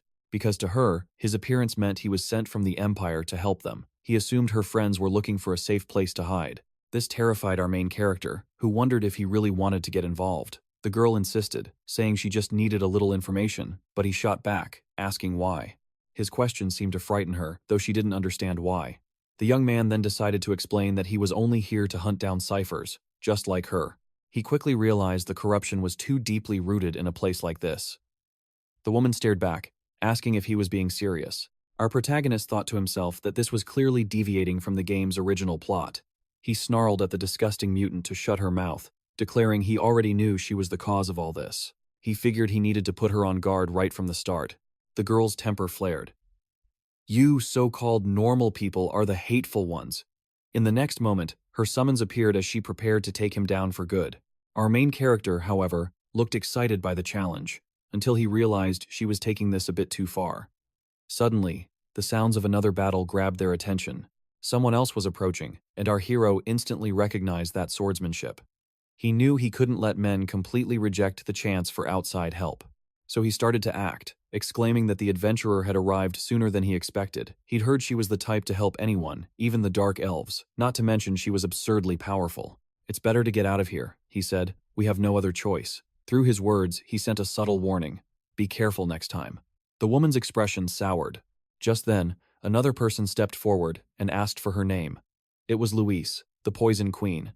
She introduced herself and the adventurer standing beside her. They revealed their mission was to investigate the plague, asking for immediate assistance. However, the woman coldly dismissed them, having no intention of speaking with such ordinary individuals. Janoon thought this was enough to handle the problem, but the foretold letter had yet to appear. He realized this wasn't the true corruption, but merely one of its terrifying symptoms. It meant this was exactly like the knights from the tavern, or the heroes from the stories he'd read. The architect of this chaos was Hinder, whose schemes were growing even more extreme. Suddenly, a flash of movement sent the girl's hood flying, revealing her face to everyone. The adventurer vowed to defeat her without causing any serious injury. His companion tried to explain they came to negotiate, not to fight. Meanwhile, our protagonist realized they were headed towards the next dungeon, leaving no time for scattered thoughts. Soon, he would follow them to the Enmir dungeon, where he'd find Del inside a grief-stricken village named Respawn. An immense aura of dark power was radiating from that very spot. Yet, the adventurer and his companion remained unharmed, thanks to a barrier blocking the plague. The woman admitted they had a pact to protect the ciphers, a promise they had better not forget. On the other hand, our main character was hiding in a nearby alley, signaling to wait, as the figure ahead exuded a threatening aura. He urged Azalea to listen to him first, prompting the powerful woman to question just who he really was. Hinder's plan was to force the adventurers to slay the apostles. By protecting them, they would shatter her entire scheme. This was why a secret organization called the 𝑭𝒐𝒑 was formed, and the woman before him was their leader. She demanded to know why he was following her and what his true objective was. Just as she had anticipated, she was already keeping an eye on the adventurer. The potions and antidotes were sufficient for now, but their effects would eventually fade. And that's precisely why a powerful barrier was needed, one her own men couldn't provide. Needing this NPC's help, he introduced himself as Jin Soon, who had a proposal to stop Hinder and protect her apostle. However, she questioned if that was truly the right course of action. A genuine worry filled her as she doubted the words he had just spoken. Our protagonist explained that the 𝑭𝒐𝒑's goal is to stop the apocalypse, and protecting the apostles is not the objective, but merely a means to that end. He told her she didn't need to trust him 100% at this moment, because he was simply someone who wanted to stop that venomous woman's plan. After all, their methods might be different, but the final outcome they desired was the same. These were words this woman had heard once before, from someone very important to her, so she stared silently at our protagonist. Lowering her weapon, she admitted that he knew far more than she'd thought. This was a favor she was granting him. Our protagonist quickly explained that Del was in the city of Respawn, and he needed to go help the adventurer. The woman understood. In exchange for this help, she quickly bestowed a shield upon our protagonist, claiming it would be enough to ward off the plague's infection. So, she declared that if he truly was who he claimed to be, he would be able to reach that place and return safely. Instantly, our main character's status window appeared. Something strange had happened. There had been no battle, yet his level had just increased. This meant he had gained experience points from the event itself. Suddenly, something else immediately caught his attention. He then realized the adventurer was there and told Taco to be on guard, because this time they couldn't afford to lose. This was the sixth apostle. The being called them Hinder's puppets, as they all prepared to fight this creature who viewed death as a trifle. The blonde-haired man realized the corruption had not yet appeared, but something would soon summon it. After all, Hinder was about to tear open a rift in space and time itself. This was a subspace where a great storm raged, and for an immortal being, it would be sucked into that void, forced to regenerate infinitely until it was sealed, only to be freed when the world came to an end. However, something was still about to happen, because Del would use her last ounce of strength to reopen this spatial rift and vanish along with the adventurer. And so, our hero watched from a distance at that critical moment, as the creature dismissed the attack as a worthless, unlucky strike. Moments later, it slammed into the woman, sending her flying into a shattered piece of the wall. At that moment, they screamed her name, realizing an aura was now guiding her body. Our protagonist realized it too, as he began to cough up blood violently. The protective barrier had vanished, while his companion grew extremely worried. In the end, all had been struck down, an event no one had anticipated. However, she knew she had to hold on just a little longer until the creature was dealt with. She begged them to hurry before it devoured the entire world, screaming that the plague would never disappear no matter what happened. A devastating spike attack flew towards our main character. It struck him directly in the chest. His eyes flew open as the beast roared in triumph before him. Soon, his eyes began to close as overwhelming pain washed over him, until his consciousness itself faded into a point of no return. He remembered his former life, when he was just an ordinary streamer. He could clearly see a wall before him containing all his memories, and understood he was dying, until someone's call shattered that space and told him not to accept his fate. It was a character he knew well, the one who, in that very moment, had severed the thread of his death, because in the end, there was one thing only he should understand, that only he could decide his own fate in this new world. And so, our protagonist, filled with hope, suddenly awoke, while his small creature cried beside him. He wondered why he was there, as his fatal wounds had healed. His companion continued to cry with joy that he was still alive. With that, the dust had completely settled, and it was now easier to breathe. He was asked if the creature had truly been sealed, and if everything was finally over. In the end, they didn't understand how that spatial rift had even opened, but the creature was gone, and they had emerged victorious. However, our protagonist realized that something was terribly wrong with this picture. After all, the adventurer was still there, when she should have disappeared along with the final beast. As he rose to his feet, he finally understood, for this was the true corruption he now had to face. His companion desperately tried to call out to him, questioning what on earth he was doing. But our hero knew he had to tear it open once more, even without knowing how. A deep focus took over, an instinct telling him that this was possible. This meant exposing himself to the plague even longer, with his antidote running dangerously low. So, he warned his companion to stay sharp. Failure would trigger a system penalty he couldn't afford. That's why he needed absolute silence and concentration. Finally, he could feel it, a tiny fissure cracking open between dimensions. His eyes were instantly shrouded by the very shadows he controlled. A moment later, the woman asked if they should retreat as fast as possible, but the main character told her to watch closely. Something was about to emerge. Our hero was pouring every ounce of his energy into the task. Vile poison spewed from the rift in reality, its corrupting influence seeping into him instantly. But he knew stopping was not an option. With a roar, he pushed through the pain, refusing to fall. In a flash, the creature's hand shot out from the portal, aiming for the paralyzed adventurer. With that, the monster seized her, ready to drag her into its dimension.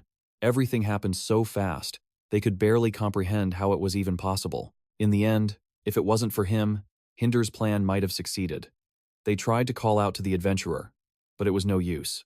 Our main character finally collapsed to his knees, admitting he pulled it off without even knowing if he would succeed. Moments later, he praised his companion for her quick thinking. After all, she got the antidote to him just in the nick of time. But as he looked to his side, he failed to notice another path forming behind him. At that moment, the Poison Queen declared there was no way the adventurer had simply vanished into thin air. However, the mage noticed the small creature, completely devastated now that its master was gone. In that instant, our hero's vision spun as he was yanked backwards, sucked into the very tier in space-time he had created. He lost his grip, unable to hold on.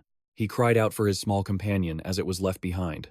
Soon, he found himself in a realm of floating ruins, a violent storm of pure energy raging all around him. Our main character felt an excruciating pain course through him as blood began to stream from his wounds. It felt as if his very body was being torn apart piece by piece, until a brilliant light suddenly appeared before him. He was stunned to see it with his own eyes. Recognizing the adventurer standing completely still in the light, as something materialized around her, he realized it was a barrier, appearing from nothingness to protect her. But it was a unique presence in this dimension, glowing like a rising moon. Our hero stayed on high alert, immediately breaking into a full sprint. He used his swift footwork, knowing he had to get inside that barrier before it closed. Instantly, he drew his sword while leaping towards the rift, preparing a devastating strike to shatter any obstacle in his path. The barrier broke like glass with a single blow. He let out a sigh of relief, finally feeling safe. However, the rift in space remained. Soon, figures in royal attire approached, but the adventurer swiftly eliminated them with her powerful skills. She stated that they were still experimenting with their phantom army and demanded to know who this intruder was that dared to trespass. Our main character watched everything from above, realizing this was the story of the adventurer's awakening. If that was the case, then this was a temporary dungeon. This was a core mechanic of this world's system. It allows a player to break past their limits, but only by enduring immense trauma can they achieve their first awakening. In Lamina's case, she would witness illusions of her past, and our hero would remain completely undetected by her. Outside, this barrier would protect everything from the dimensional storm. It was his only chance of survival. He could feel that any longer out there meant certain death. But suddenly, a strange sound nearby grabbed his attention, and when he turned, he saw a horribly familiar shadow. It was Delgi, probing for a way inside. The creature was searching for the smallest opening. However, our hero realized that being immortal in this situation was not a good thing. So he decided to ignore it for now and kept his focus on the adventurer. She was the priority. She would eventually use her awakened power to open a rift in space, and if she couldn't escape with him, she might be trapped here forever. All he had to do was follow her quietly, until he noticed something dripping onto the ground. A sense of dread washed over him, realizing the creature had found what it needed. A small opening had been left behind, allowing its drenched body to slip through. He recognized it as the tiny rift from when he first entered, and now, it was the source of corruption in this world. The creature finally dropped to the ground right in front of him and began to regenerate. As it glared at him with pure malice, the golden-haired young man instantly knew he was screwed. The creature stared him down, a flash of recognition in its eyes, before snarling that it would find its way back home, back to the demon realm, something our hero could never allow. Soon, the creature sensed another presence nearby. Its gaze locked onto her form until it realized she was Hinder's puppet and decided it would kill her first. But our main character quickly unleashed a wave of shadows, knowing he couldn't let that happen. The creature roared, questioning what he was as it relentlessly attacked. In its liquid form, our hero saw a spike shoot toward his eye, a seemingly fatal trap, but he was fast enough to teleport at the last second. This was the worst-case scenario. Fighting a creature like this, he wondered why his poison had no effect. Nevertheless, he decided to embrace the challenge, believing this was his chance and unleashing his great wave skill. The creature shrieked that it remembered everything, especially that woman. It howled that this was all her fault as it charged our hero. An explosive battle raged in the background while the adventurer continued her quest. Jin Shun teleported relentlessly, dodging the creature's unceasing onslaught. He knew its attacks were completely unpredictable, and worse, it possessed a terrifying regenerative ability. With another flash of movement, he evaded a fatal blow. The beast wondered if he planned to run forever, when suddenly, a purple light flared from below. The boy hurled a sphere of darkness like a deadly pokeball, roaring that he was unleashing 200% of his power for a direct hit. He gasped for breath, knowing he couldn't kill it yet. His only goal was to overwhelm its insane regeneration. Believing he had bought himself a moment, he never sensed the attack coming from behind. Spikes erupted towards him, too fast to evade. In an instant, blood sprayed into the air as he was slammed to the ground, grievously wounded. The creature loomed over him, acknowledging his iron-willed instincts.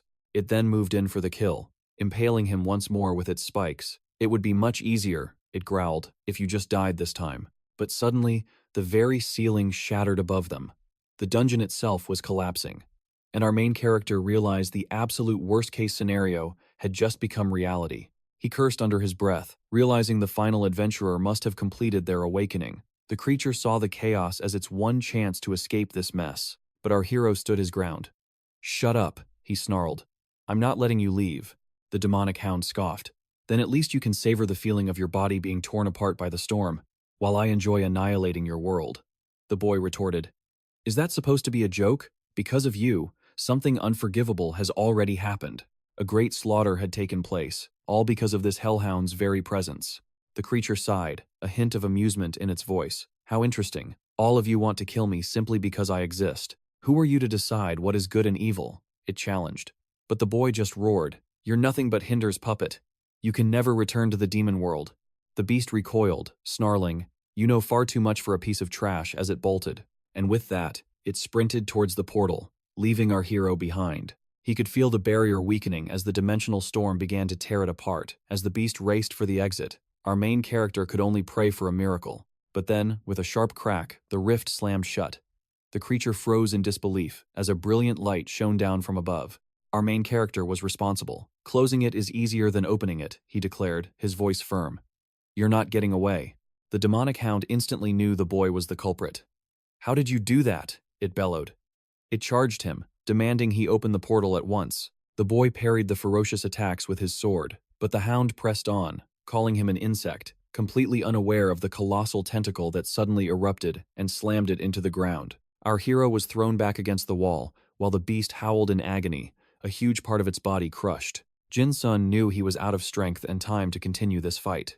"You should be grateful," he said. "I just saved your life." The statement only deepened the beast's heavy confusion. "Don't get in my way," it seethed. But as our main character stared back at it, he had a sudden realization. He finally understood. This hound could have spread its plague across the entire region of AR, yet it never took a single step outside its respawn area. "Do you understand the reason why?" he asked. The question sent the creature into a furious rage, and it commanded him to shut his mouth. But the golden-haired boy called his foe pathetic for its backward views on life and death. He realized that, in the end, all this sentient monster truly yearned for was to return home, to a place where it could find true peace and joy. This revelation only enraged the demonic hound further. "I told you to be silent." As our hero thought its name, he realized he might be the only human who understood this abandoned creature, and he knew exactly how that felt. "Because if the choice was up to either of us right now," he stated, "we could both go home, one way or another." The creature's rage boiled over. "Do you really understand?" "Stop talking," it roared. "You could never know how it feels. In the end, Jin-un, you're just an insect who understands nothing." "That's where you're wrong," he explained calmly. "I, too, was dropped into a world where everything wants to kill me. And every day, monsters try to tear me to pieces. It's a colossal pain." With his words, the main character landed a sharp kick to the giant hound's jaw, sending it staggering back. "You think I don't know this feeling? I was living a perfectly normal day when I woke up in this place, forced to fight and solve problems that aren't even mine. All I want," he confessed, "is to go back home, to a place where I can peacefully look up at the sky and see the stars of the world I love so much, the stars that bring me happiness." The creature stared, mulling over his words, realizing it shared something fundamental with this lowly human. The main character pressed on, "Listen to me. The space-time rift hasn't closed completely. It's small, but I can feel it, and I can open it." At this, the creature demanded he do it immediately. "However, leaving now is meaningless," he countered. "Hinder will find you instantly." Before it could object, the golden-haired boy added, "You can't fight her and win in your current state. After all, that woman is one of this world's grand sorcerers, someone who can manipulate apostles with unbelievable skill. So what if," he proposed, "we become a variable that even she can't predict? Perhaps there are actors on this stage who aren't ready to leave just yet. She thinks you're dead. So hide here and prepare for the coming climax. That will guarantee you a chance to get the revenge you've longed for against her. This isn't an order or an attempt to manipulate you," he clarified. "This is a fair exchange that benefits us both. So, Delji, fight by my side against that wicked being." Stunned, it quickly asked, "You're planning to leave?" "Wait. Ultimately, I want to be honest. I had the perfect opportunity to leave and escape by myself, but I didn't." Just then, the dimension itself began to shake violently. "We don't have much time left," the main character shouted. The creature, deep in thought, grumbled that it couldn't even bring itself to laugh in a situation like this. Misunderstanding its hesitation, our hero yelled, "Are you really going to let your pride trap you here forever?" He screamed its name again as the barrier finally shattered. In that moment, Jin-sun felt an excruciating pain shoot through his entire body. Just as darkness enveloped him completely, it spoke. "Don't misunderstand. I have no intention of becoming your amusement." A pause. "However, this plan of yours is interesting. If he could tear that witch in two, the creature could wait a few eons." But it demanded proof that our hero could keep his word. So, the young man swiftly took a fragment of the creature, who continued, "If you're so worried, you can just see for yourself." The demonic beast split off a piece of its body into a clone, vowing that if he broke his promise, it would be the one to end him. This made the beast laugh, finally understanding this was a mutually beneficial contract. Suddenly, a storm of attacks began raining down on our main character, but a powerful barrier now protected him. The creature then asked for his grand plan. He revealed his intention to escape through a small rift that had appeared in the fabric of space. We can see the shimmering portal is still open, but it's clear it will seal itself shut very soon. Our hero quickly outlined his strategy, making the ancient being question if it was even possible. But in the end, all it would take was a little push. The demonic hound called out to the human, finally asking for his true name. A smile crept across the young man's face, realizing he had just gained a powerful, if terrifying, new ally. He dashed towards the exit with everything he had, blinking across the space to build momentum. He drew closer and closer to the rift, sword ready to shatter the final barrier. He did it. He burst back into the real world, leaving a massive, gaping hole behind him. He finally found himself free from that hellscape, gasping for air, believing he had truly escaped. But his tiny new companion suddenly launched itself at him, tackling him in a fierce hug. Our hero quickly warned the little guy not to do that again, or he'd die from his wounds right then and there. The creature just laughed from within the dimensional fragment, saying it would wait for Jin-sung, no matter how long it took. The scene shifts.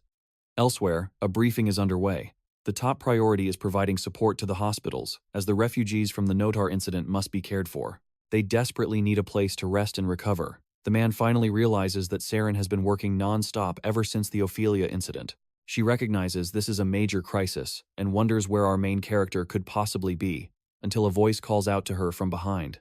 It's our star player. He asks if she has any potions left. Before collapsing to the ground, his grievous injuries finally taking their toll. Soon, we're inside the Mages Guild headquarters. Our hero stirs faintly in his bed. He finally opens his eyes, wondering where he is, only to realize he's in the Guildmaster's private chambers. The woman asks if he's finally awake after all that. Our hero greets Sen, who asks about his condition. She had to heal all of his wounds while he was unconscious, but he claims he feels perfectly fine. That's not surprising, considering he'd been out cold for over a week. The news shocks him to his core. Still, he thanks her for keeping his equipment safe, though he had no intention of letting her keep it. Suddenly, an immense purple aura flares to life around him. He needed to provide a satisfactory answer, backed by his unmatched confidence. He reveals his plan to bring a fragment of Delji into the city. She instantly challenges him, demanding to know if he understands how dangerous that is. This is something he should have reported to the guild immediately. The blonde-haired warrior realized he couldn't use excuses to get out of this one. He soon admitted that he had fought against the creature. During their clash, he realized it was being forced to corrupt the land with its uncontrollable power while someone else attacked its domain. In that desperate situation, he had no choice but to protect it himself. Hearing this, the Guildmaster's fury ignited. So many people had died.